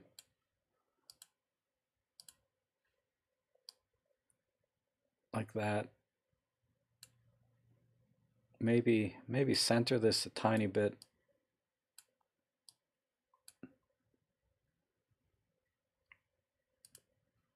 I think that's all I can do to it, really. I always like to warm things up, but usually clouds and storms like this, you want to keep it nice and kind of cool. But I'll warm it up a little bit. Maybe I can bring this grass and the yellows up a little bit. So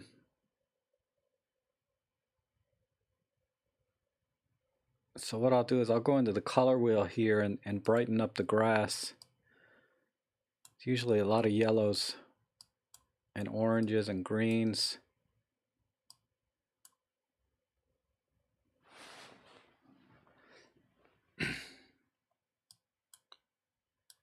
Oh, hey Waha, don't worry about it. I just started doing the photo critiques, so I think you sent one this time too.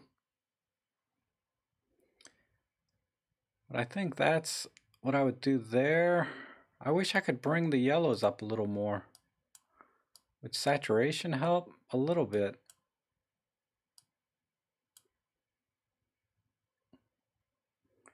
And let me reset this again. It just needs a tiny bit.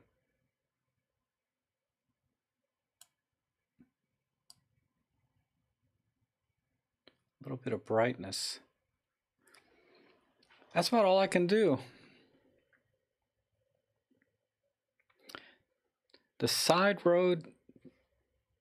Oh, this part right here. Yeah, on the side. I see what you mean. I mean, you could brush that out, sort of. I guess. Let me see. Let me get a giant brush. A little bit of blur. Ooh, that's too big. Yeah, this is a pretty low res image. But I can brush that out a little bit, like so. There. Lauren, you like sepia tone, because every time I do these critiques, you always say, try sepia, try sepia. I don't think sepia will work too well here, but I can try it. I didn't do a good job cloning there, but I just want to get a feel for it. Let's try gentle sepia. Now it's a little bit too dark. We can brighten it up a little bit. I don't know if I should do it this way.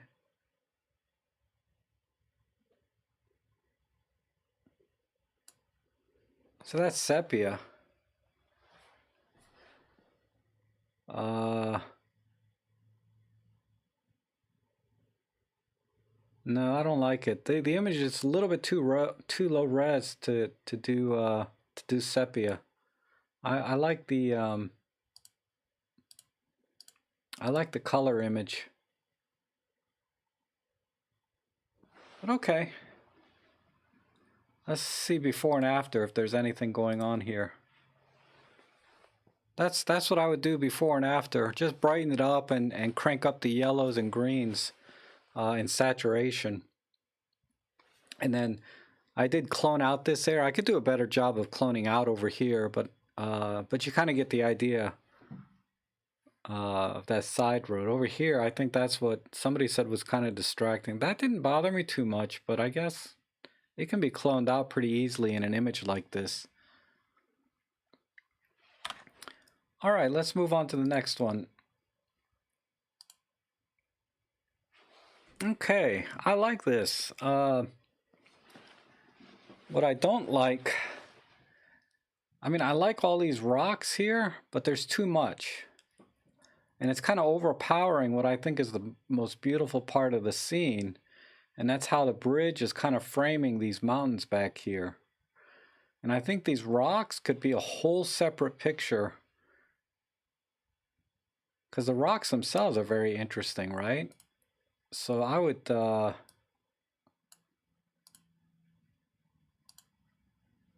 whoops, not tall. Let's go wide. You could frame just the rocks here, you know, as one image, I think. This in of itself is like one image to me. And then I would... dramatic tone might be kind of cool. No, oh, that's not bad, but that's a little bit too much. How about a pop art? Yeah. I think that's kind of cool. Just the rocks by themselves with a little pop art filter is really cool. But that's not the main thing of this image, right? I think the main thing here is, let me take off the pop art. The main part is right here. I think if we frame it here, and let me make sure I didn't crop anything out. I want to get as much as I can. What if I take that? Let me just see how that looks. Now I like this left corner here.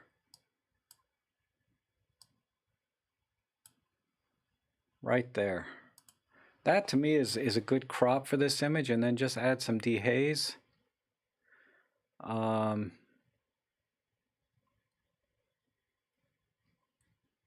keep losing the dehaze slider. Here it is.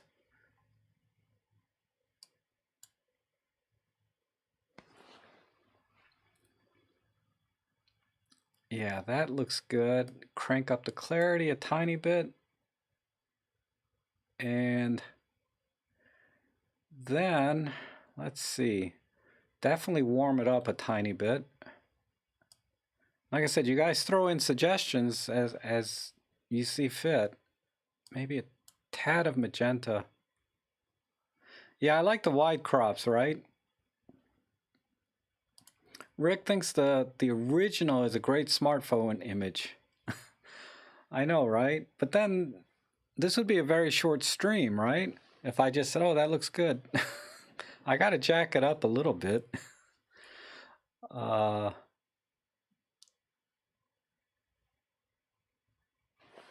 see. I think I need to adjust the curves a tiny bit. Let's bring in...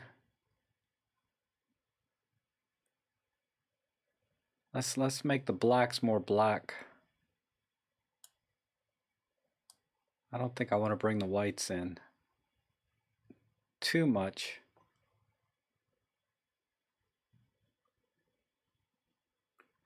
A little more foreground, maybe. You think Rick was joking? I never know with Rick, man, because sometimes he sees things that are just totally out of my scope of imagination, right? And then I'm like, I would never do that. But then Rick says, no, this is, you know, he's legitimately saying, no, this is where you need to focus. And I'm like, oh, okay, I can see that. But so I never know with him sometimes. All right, that's, I think I crushed the highlights a bit too much. So I need more mid-tone like that. But keep the highlights. Yeah, I'll keep that there. All right,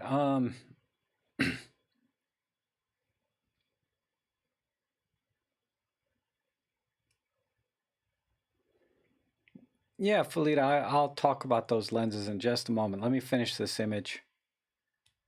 Someone suggested a little more foreground, so we can do that. There we go. That to me is how I would frame and adjust that shot. So we can do a quick, that looks really good to me.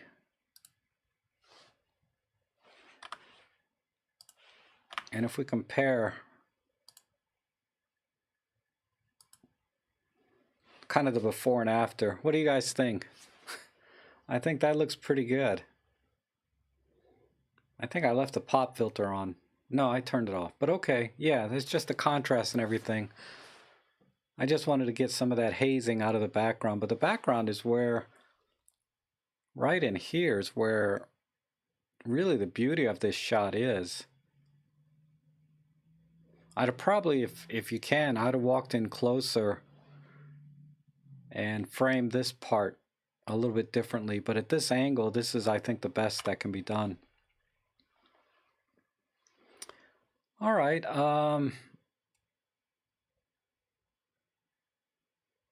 Okay, let me answer Felita's question. I don't think it's worth it to get the 12 to 200 over the 14 to 150. That extra 50 millimeters on the long end is not that much, and usually you're going to lose so much resolution. I mean, not a lot, but you're going to lose some resolution between 150 and 200 that you'd get about the same even if you just cropped in the 150 to the same equivalent field of view. So on the long end, I don't think there's any benefit going from 150 to 200. Now on the wide end, from 12 to 14, that is a big deal if you like wide shots. Not because you can't uncrop an image, right? Whatever field of view you get, you can't go wider.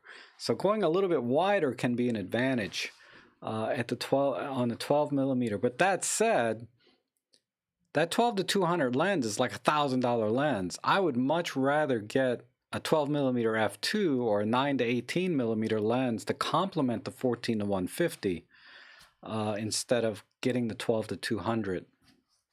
So the 12 to 200 just has, for the size and weight of that lens, it's at least twice as heavy, I think, as the 14 to 150. You're not going to take it out as much. So I would definitely get the 14 to 150. In terms of sharpness and all of that, they're pretty much the same. There's not enough difference between the two to want the other one. The 12 to 100 lens is definitely sharper than the 14 to 150. So that may be a reason to get that lens, but there's no reason to get a 12 to 200 at that price and size and weight. So I would rather buy a 9 to 18 millimeter or 12 millimeter f2 to supplement my 14 to 150, and that would be my recommendation there.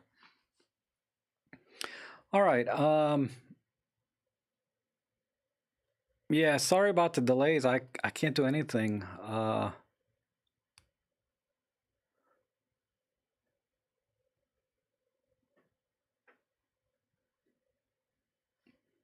Yeah, the road scene was good. Okay, let's move on to the next one. Oh, we have a little partial color here. I like it. I like it. All I would do differently is I would give it a little more contrast.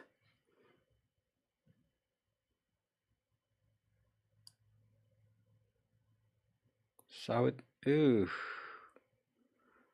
Let's not do it with the curves. Let's try it with just the contrast slider.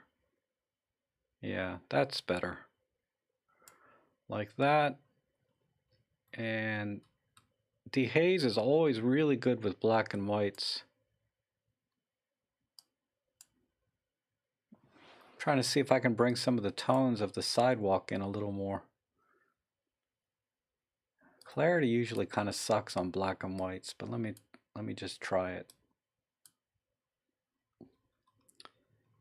I lost some of the highlights because this lady's white jacket is just kind of really sticking out at me.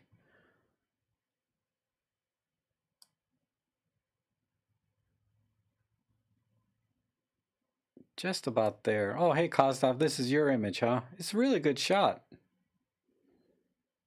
It's really good.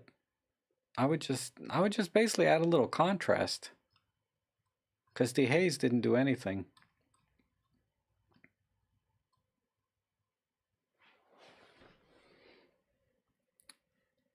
A little more to the right. The drummer's profile would be better.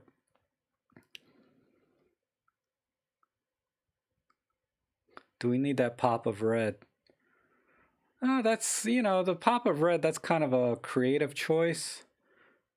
I mean, we could see what it looks like without it, but I think it looks better with it, actually. I kind of like that because it really draws your eye right to the drummer, right?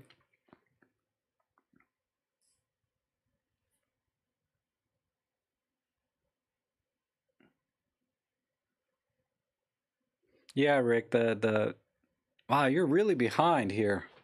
But yeah, the on the bridge with all the rocks, yeah, that was a bit too much on the rock side. But yeah, Kostov, I like it. I wouldn't even crop this. I mean, I have to crop it because I crop everybody's pictures, but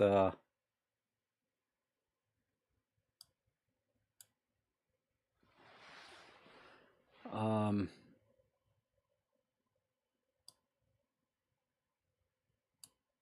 it looks like you've already cropped this somewhat anyway. Try cropping out the left pole as the left edge.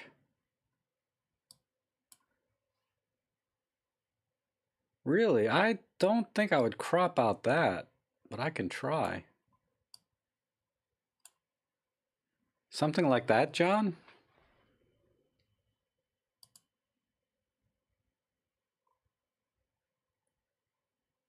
I feel like that's a little bit too tight, honestly.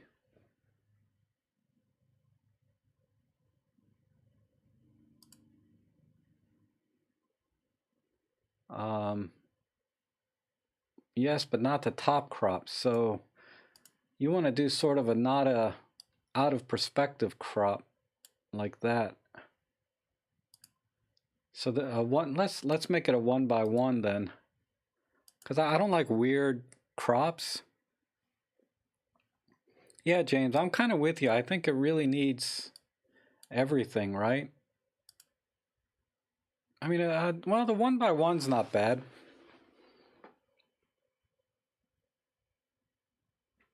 Yeah, the people lining up is pretty cool, Rick. I like that. Crop a square and take the lady in the white coat out. Yeah, I think this works. A 1x1 crop. Let me make sure. Yeah, that works. Now we can kind of mess with the contrast a little bit. Too far right, huh? You think I should go out to that?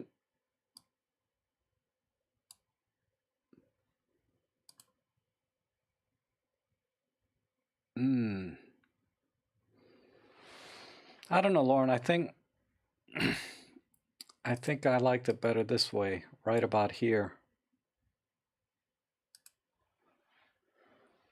I think that works. Let me look at the total image. It's just this one lady in the white coat. Too far left, too far right. Is this is just right though, right? You would lose the color and work on her jacket, clean up the left hand negative space, and then put into a frame. Okay.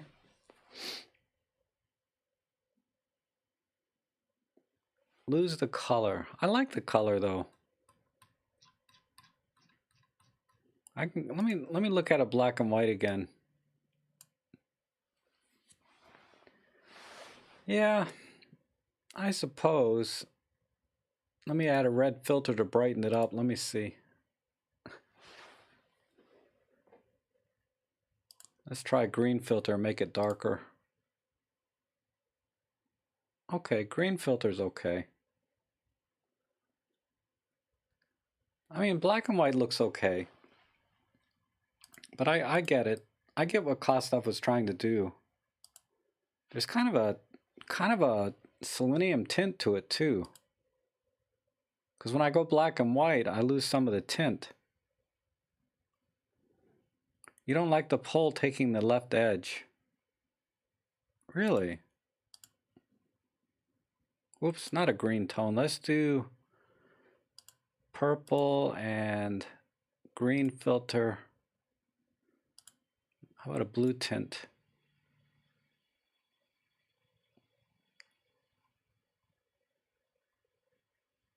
Okay.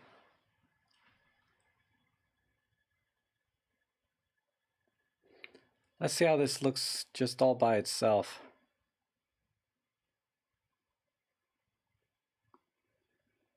I think we need to sharpen a tiny bit. And I know this is cropped in quite a bit already, but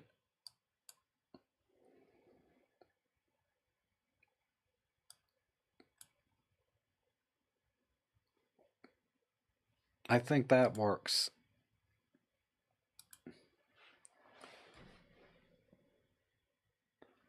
I don't know, Kostov. I like the colors you use. This sort of selenium or whatever tint over here on the left, and I do like the red box.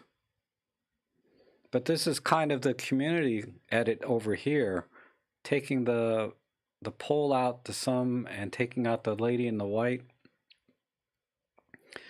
But actually, I do like your image. I don't think the square crop works. I like this line of people like Rick was saying.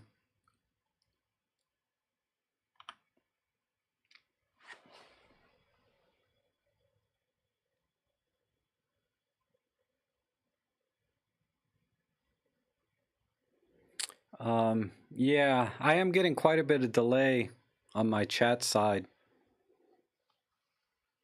The problem is if I pull up the chat on my channel, let me just look.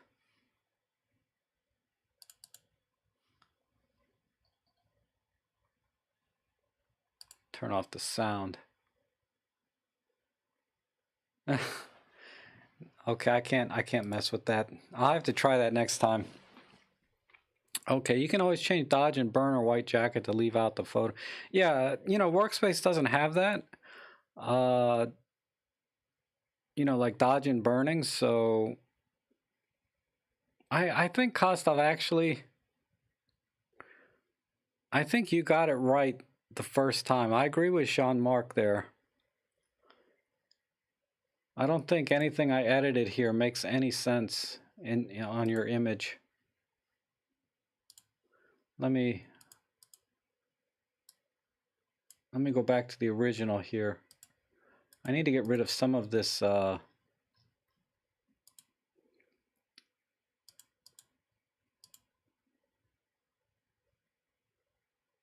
yeah, Kostov, honestly, I like the way you took it originally. I don't think I really need to change anything.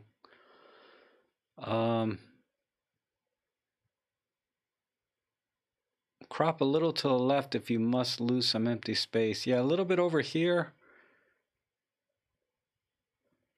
But I kind of like this, the lines of the sidewalk where people are lining up to go to also.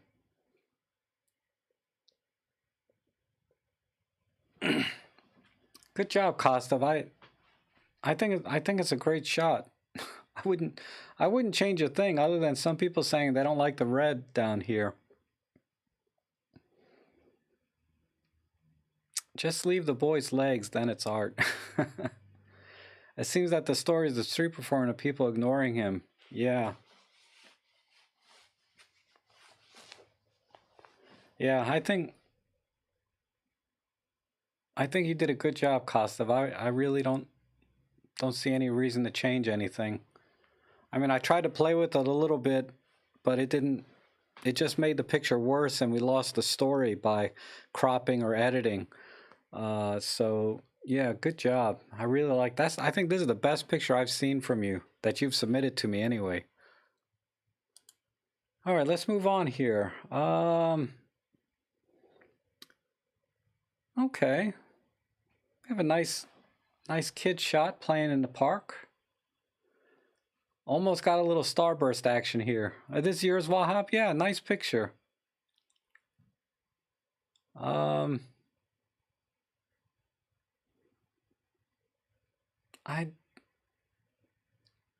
would just maybe use a vintage art filter. But before I do that, let me see if there's any editing I can do. Just a tiny bit more contrast. And then sharpen it.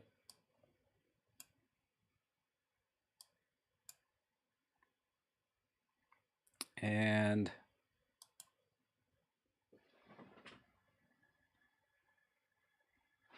let's see.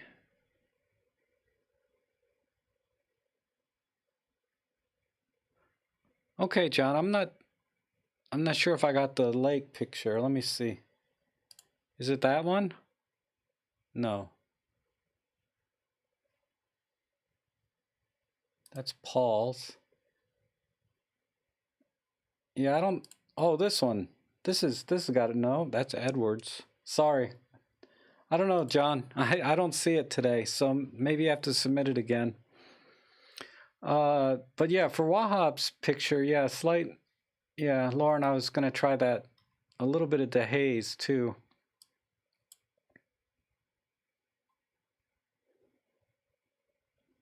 But I like the warmth of the picture.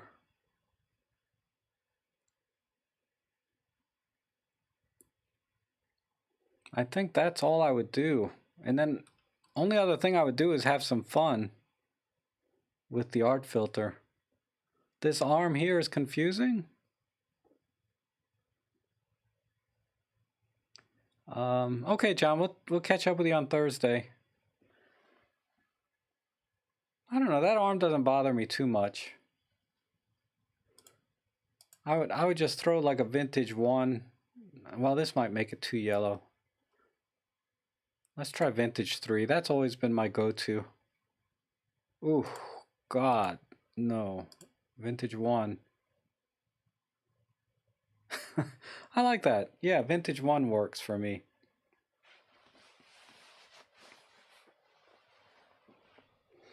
And then let me play with the curves a little bit. Let me just bring some blacks in.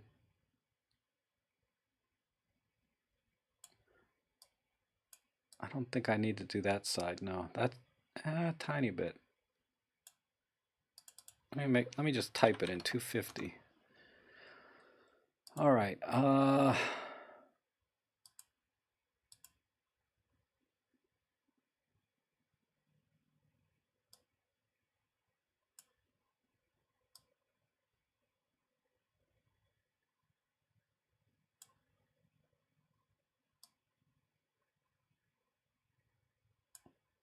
Yeah. All right, that's about all I would do to this image. Any other suggestions here?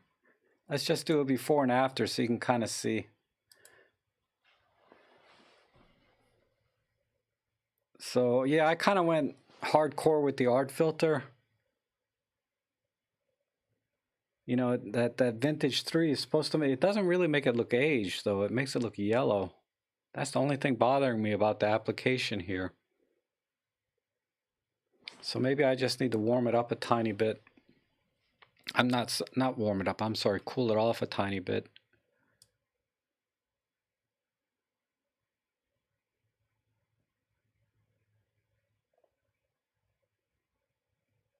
Yeah. There, that helps. I think that's it. So there's the before and after. I just had to make it actually just a tad bit cooler because it was so warm with the art filter. And then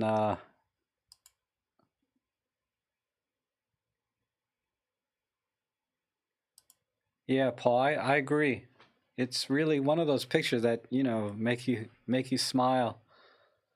But that's what I would do there. Nice picture, Wahab. Oh, James is saying, see what it looks like if you take that brush and arm on the far left. This, you're talking about this arm? Or far left?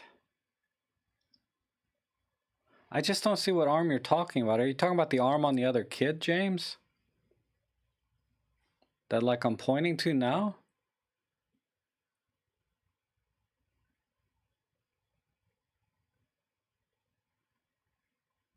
Oh, the bush. Oh, bush. Why do I keep seeing the word arm? Bush, not the arm. This bush. Okay. Let's try that. Let me see.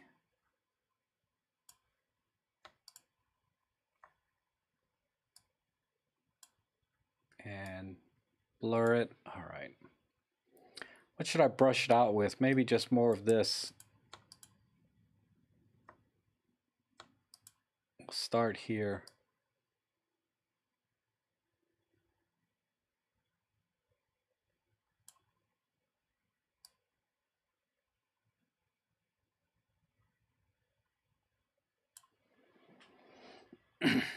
Okay. And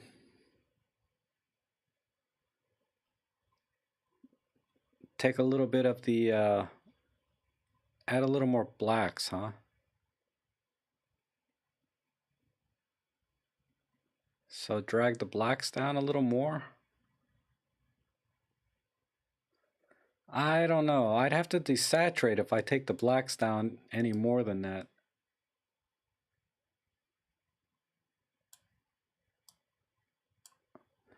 I think that's good the way it is. I mean, I don't have a separate thing for blacks. Yeah. I think the way it is good.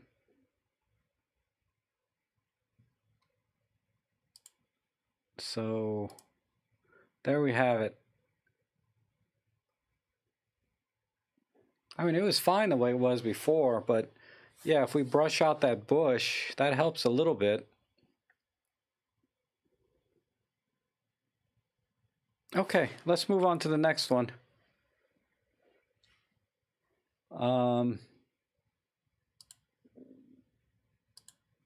Okay, another street shot.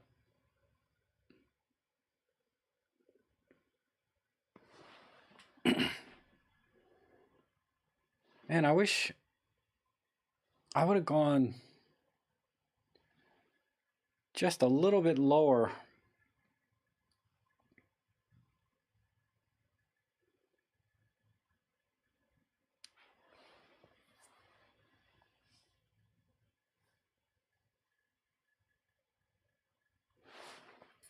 And more color, because the colors seem kind of washed out because it's slightly overexposed.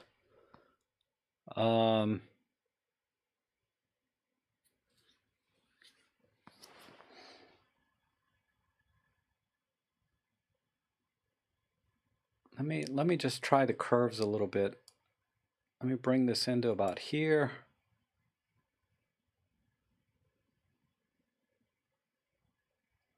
Yeah, it just needs more saturation. I mean, I'm not gonna use this filter, but I just want to see what. Yeah, so it just needs a little more saturation.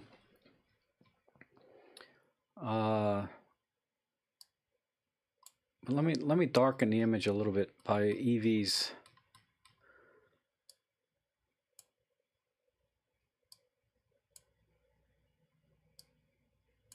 So I'm going to darken it, darken it. See, I'm starting to see a little bit of the sky. Warm it up a tiny bit. We can make it a little darker. Yeah, the haze, there's that'll help a little bit up here, I think. Let me see.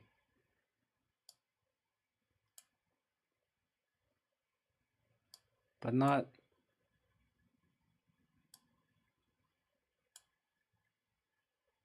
Okay, that was a good call, Lauren.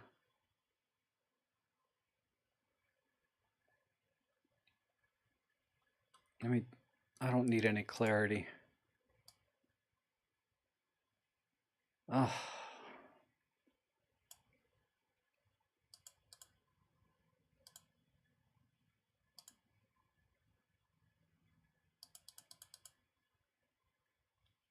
All right.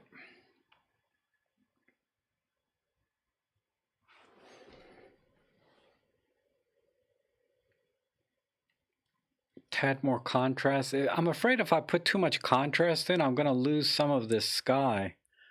If I'm going to lose all that sky, I might as well crop it out. But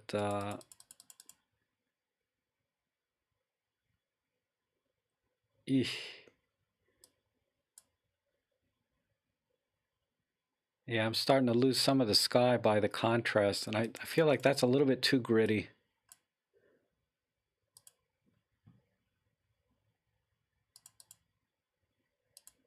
We'll just add a touch. Just a touch. I think that's good. And then Wahab says, you thought I'd start by straightening. It looks straight to me. If I just, oh, it is a little crooked when I look. See, I'm looking at this screen. It's like 45 degrees off to my left here. So I don't always notice the straightening, but let me see. Let's look at some of the lines in this image. That line's a little crooked, but it's a sign. See, this building is kind of creeping in a little bit on its own, right? It's not exactly a, glass and steel building that's perfectly straight. But everything looks pretty straight to me. I think we're okay on the level.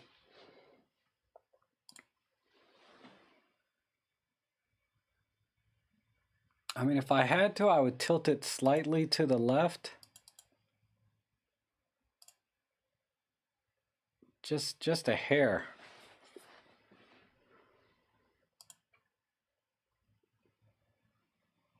That would, yeah, it doesn't really need it though. I think it's fine. And let's bring some sharpness in just to bring out kind of the texture of the street a little better.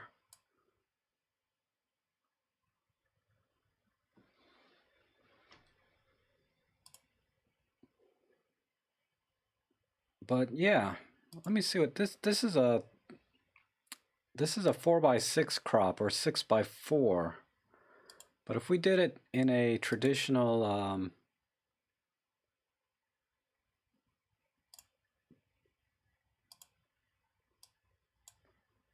if we did more of a 4x3 crop with less sky, I think that would look better.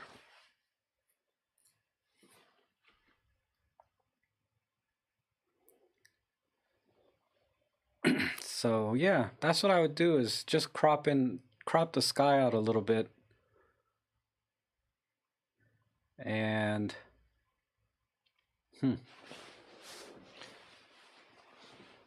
that's all I would do here. But there's nice symmetry. Let me make sure we're centered. This is the center line. So we can crop over just a hair, because you see how this corner of the building's not centered? That's the only thing I would change. So what would I do? Bring it in this way.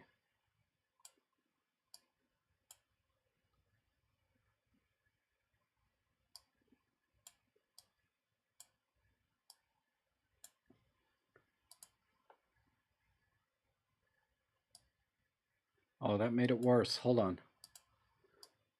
This way. Yeah. So there we go.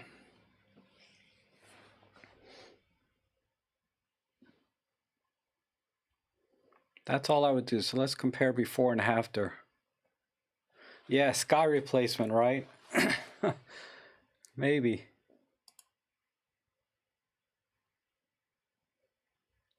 What's interesting in this building in the street is the wood texture. Maybe crop right in on that wonderful wooden structure with the balconies. Yeah, we can try that. I do like that. I just not sure there's enough resolution there, but we'll try. But I like the street too, actually, Rick. All this you know, brick artwork here in the street. So I feel like everything gets pulled together because of just how diverse the artwork is all over the street. You know, it's in the buildings, it's in the street, how the people are dressed. But yeah, it was just slightly overexposed, the original image. But let's try a tight crop into the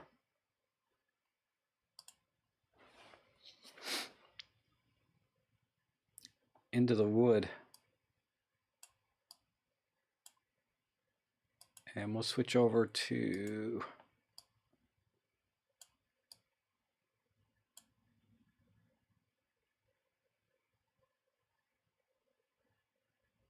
I don't know if there's a way to crop this and make it look.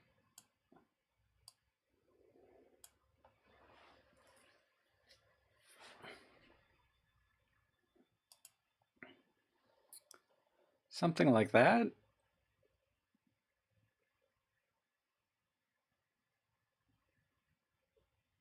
I think you really need to you would really need to frame the shot just for the wood. What does that do? I mean, we could go with just a 1x1 crop, and then you do see a lot more of the wood in here.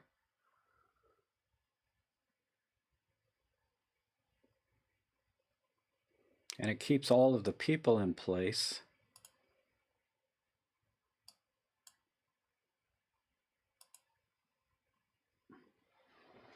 So you guys think the 1x1? Wahab, you like the 1x1 the best?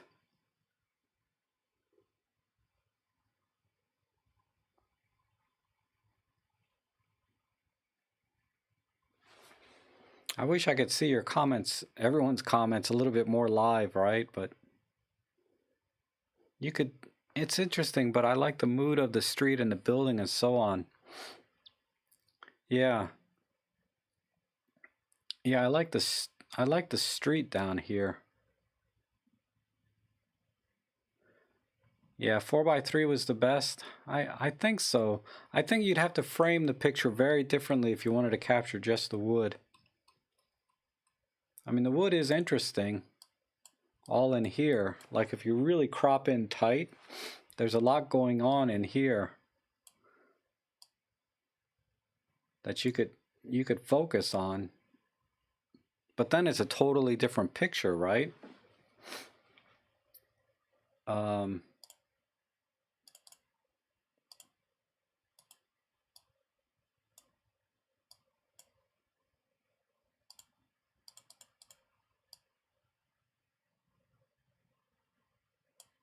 I'm just trying to go with Rick's idea about this wood.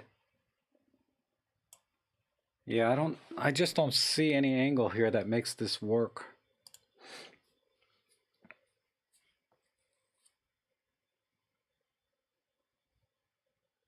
Yeah, I think this crop works best. 1x1, maybe 4x5 was suggested. 4x5 might look good, or 6x5. Let's try 6x5. 6x5 works. We can get rid of the sky. But all of these crops I think work.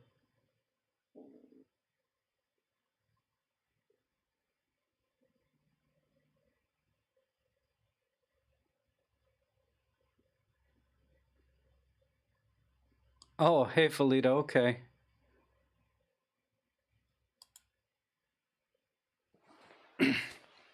I feel like this is it. And if you want to capture this wood up here, I would have framed it differently.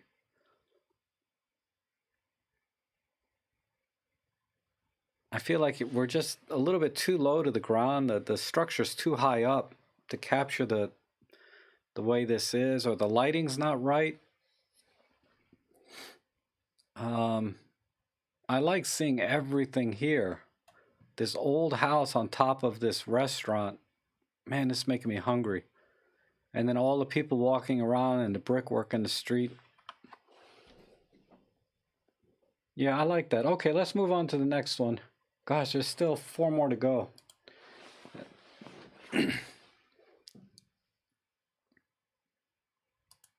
Whoops.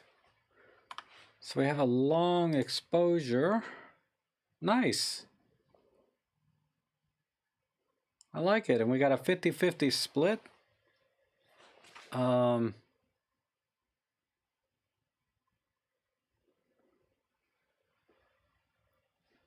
I think it's a soft image, like intentionally a little bit soft for the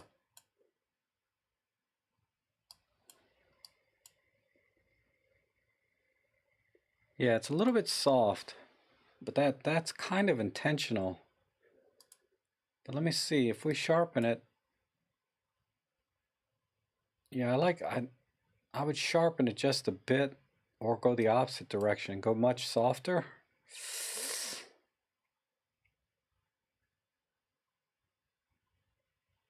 Yeah, 6-pack workspace doesn't do gradient.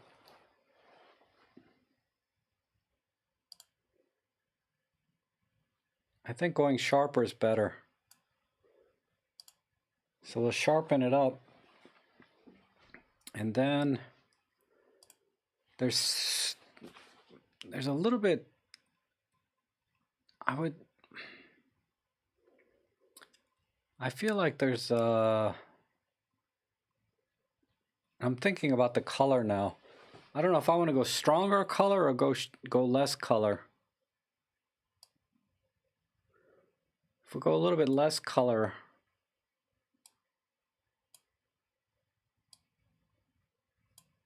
I mean, I think that kind of works for this image, going a little bit less.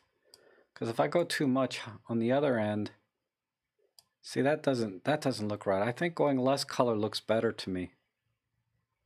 Even less than what it was. I mean, not black and white. No, I think right there.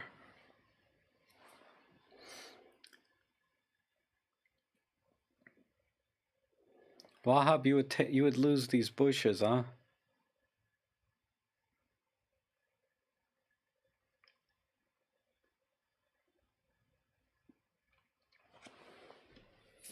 Yeah, I think this works, and then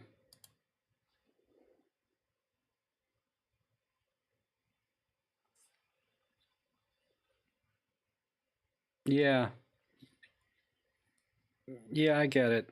Rick's right. If it was a series of images, like even a collage would be kind of neat. I don't think it really needs any kind of cropping. But what if we cropped the bush out and just kept the sky? What does that look like? No, I like the original one. I like the portrait.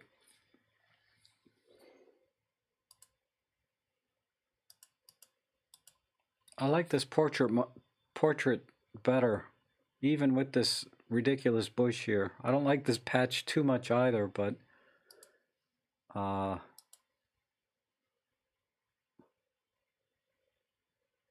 yeah.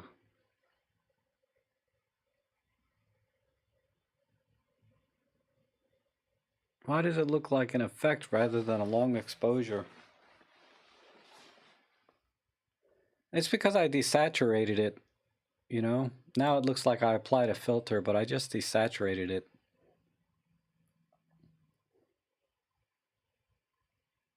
But yeah, these long trails, because normally I like cut out skies a lot, but in this case, the sky is adding a lot to the image.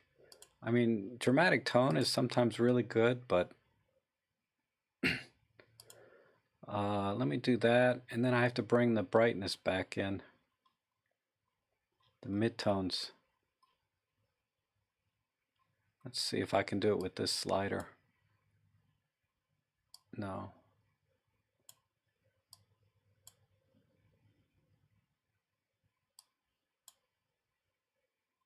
Oh, God. God, no. Let me try it with a curve. If I bring this up.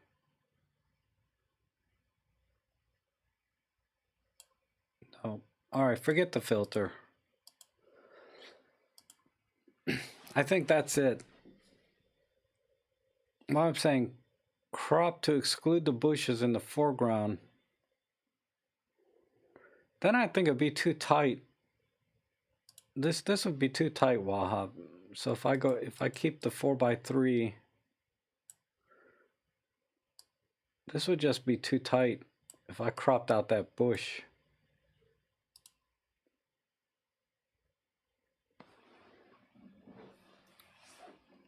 I mean, the sky is interesting, but now we're still, I think this is too tight.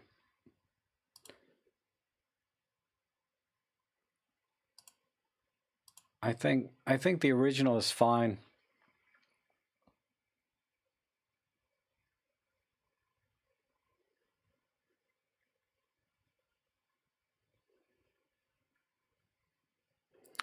Rick is saying the sky is detracting from the boat and the foreground. Yeah, a little bit. It definitely pulls your eye. Your eye definitely goes to the skies first.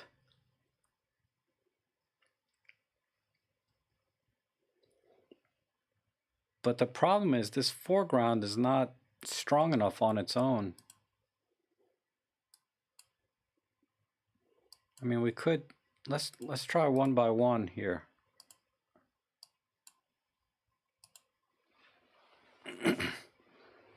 I mean, that helps a little bit. Let me see what else is in here.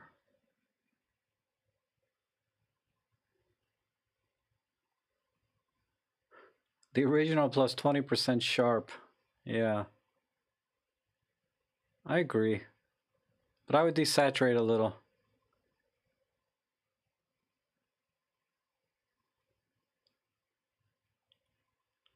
I just don't like a square crop for this kind of image. It has to be wide or tall.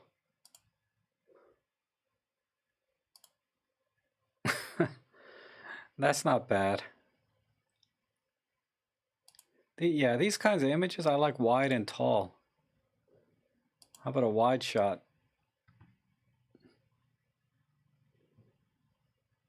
There we go. Done.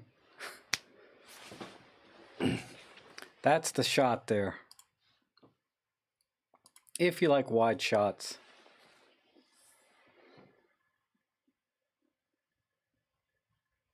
That's I mean, it's a really good shot to begin with, right? So there wasn't anything I do to it changes it completely. All right, let's move on to the next one.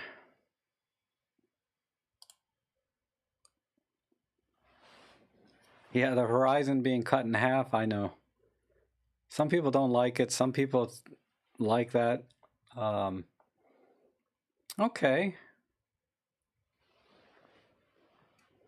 Yeah, Craig, I like the original too. They're really anything I did to that boat picture changed it completely.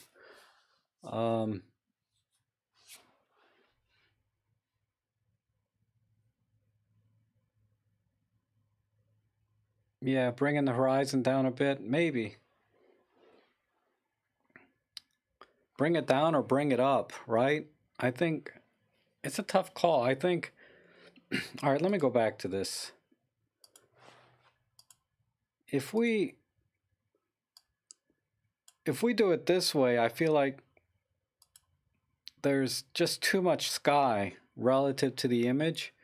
And like Rick was saying, it kind of pulls your eyes away from the boat. It doesn't draw it into the boat. So I can kind of see that. But then if we crop it the other way, this way, the problem is this chunk of algae here. Or, I mean, grass and clams and all kinds of other things. I mean, it's a fishing boat, so maybe this makes sense to see these little clams in here. But this bush is now taking your eye away from the boat, right? And you know, brushing this out would just be a crime. I mean, what would I brush it out with? Maybe this area. Oops, it needs some blurriness.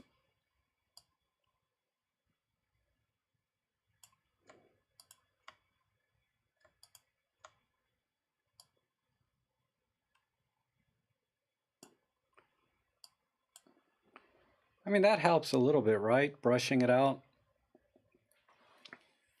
I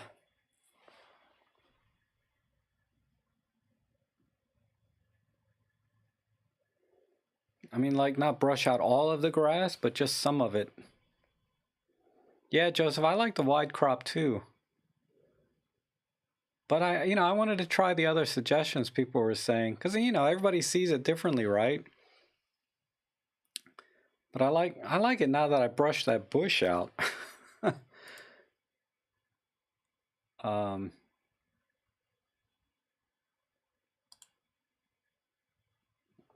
See, now if we look at it, either way. See, now this looks too wide and this looks a little more interesting. Maybe I can bring the color back in. But, whose picture is this? Edward's. Okay, yeah, Edward, I think really you have a lot of options with this image. There's a lot of good suggestions on this one. Okay, I'm sorry. Let's go back to the flower here. This one here definitely doesn't need much work. I would just, like with all my black and whites, I would just crank up the dehaze just to bring out the texture more. Like that. And then brighten it a little bit.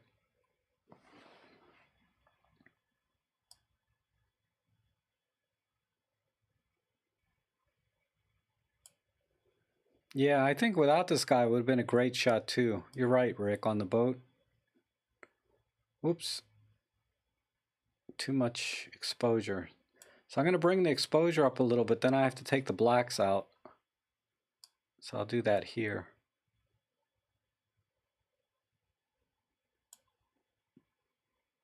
All right, done. It's a good shot though, just the way it is. Not much. What if we went totally black and white? No, I like the yellow or sepia. That looks good. Who's this? Oh, Rob. Rob sent this one. Rob shoots photos. Good job on this. All right, let's move on. Oh. Okay, this is what Paul shot. Just the haze. And then the foreground again. This looks like similar to where that church was that I think you sent in before. Man, Lauren and the sepia. Yeah, you love sepia, don't you? Let me just throw in some dehaze on this. That's all I would do here, I think. From your window. Man, how lucky are you?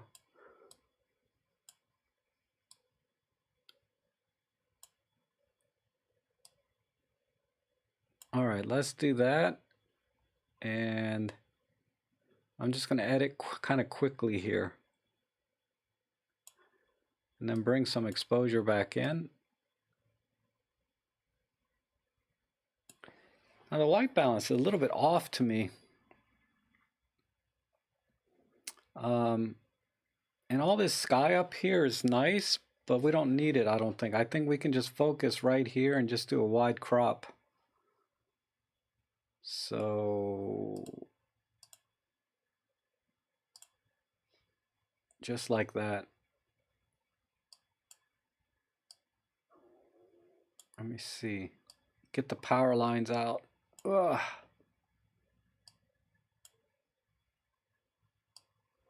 A little bit lower, then we'll brush the power lines out.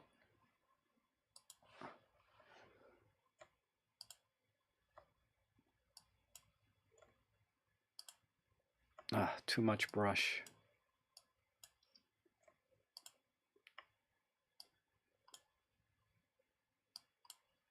All right. And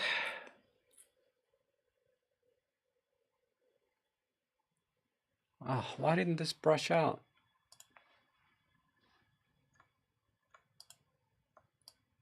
Brush here, brush here. Okay. All right, that got it mostly. All right. Too much blur.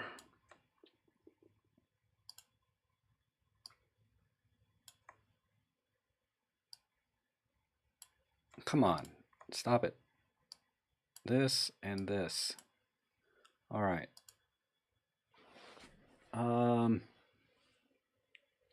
That looks good. And then I don't know, the white balance is just a tiny bit off.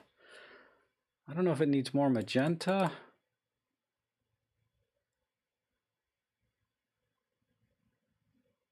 Yeah, Lauren, I already put in a ton of dehaze.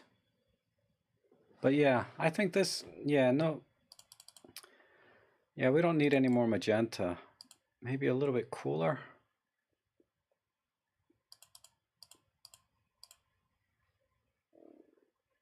Oh, my battery's off. It's okay. Let's move to the next one. But I think that looks good the way it is.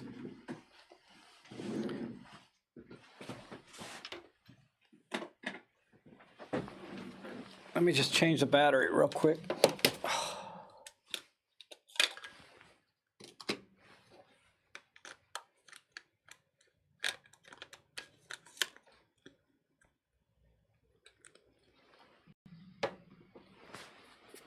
All right. With any luck, I'll be back on the screen. Maybe not.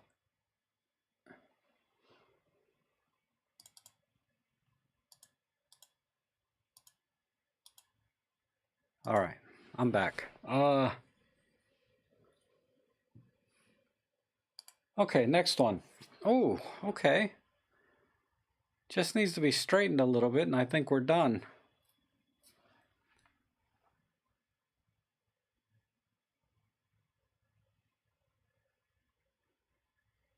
Yeah, Rick is right about the flower. The flower shot needs a little bit more to it, some like accent, right, to it, like a bird, like a bee or something, or a bird flying on it.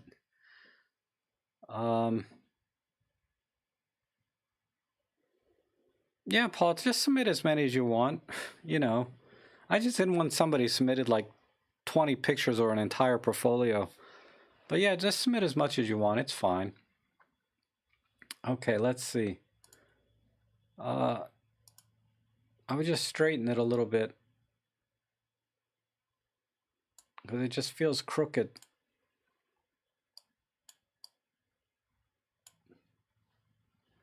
So not that much, but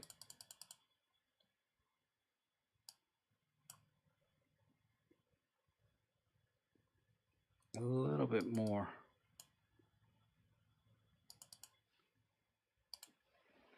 Okay, and then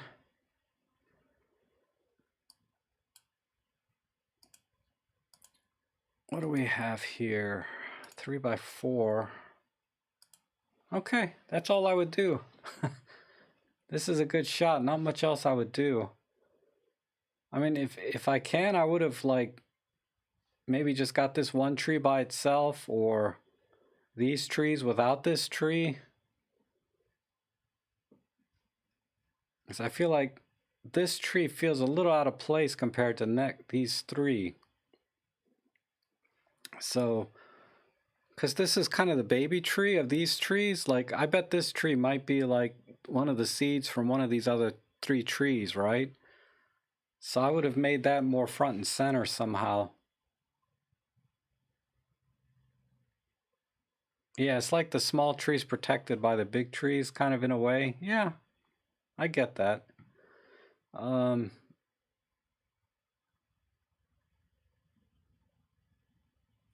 Let me try.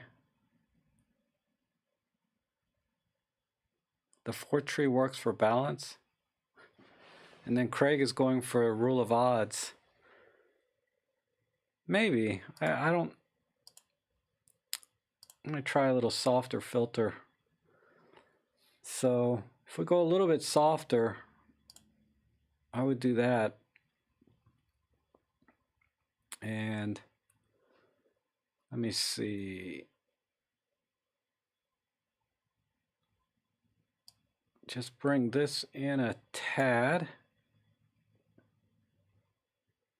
Just a tad more.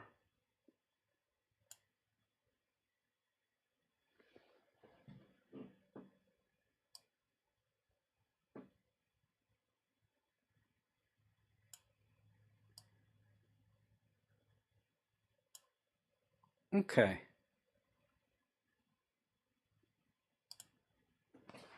That's what I would do.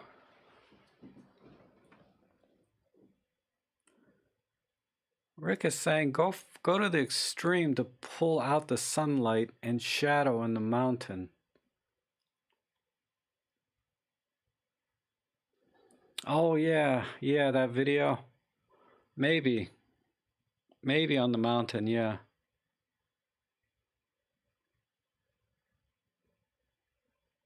I could see that. So you get rid of most of the foreground, or that color in the foreground, and just focus on the highlights there. Yeah, I get that. I'll try that. But I think on this tree image, this is all I would do, is just add a soft filter to it and tiny adjustment to the curves.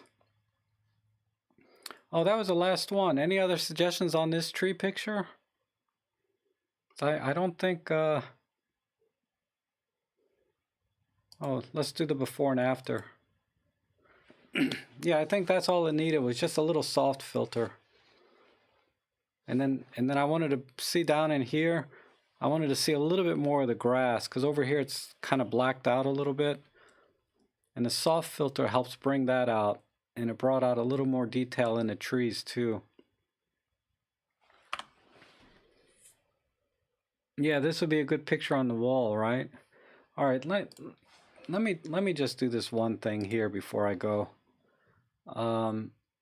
Rick is saying mess with the curves. Kind of like this, I think. And then let me lock the center in.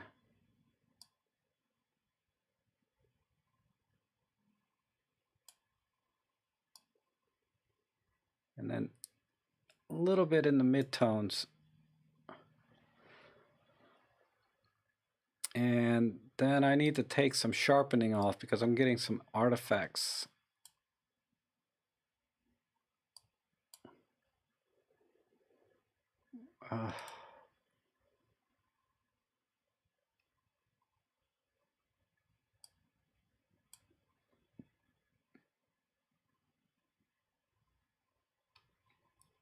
And now we don't need it to be so warm. Since we crushed, because where it was kind of cool was down in the shadows, so that's why I warmed it up. But since we're kind of crushing the shadows, we don't really need to warm it up anymore. And then just add a little more light back in. Maybe I need to bring this blacks in just a little more. Right about there.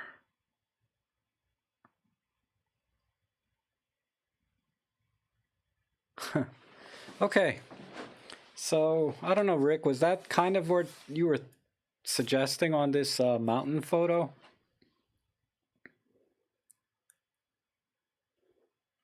And then I would crop it probably.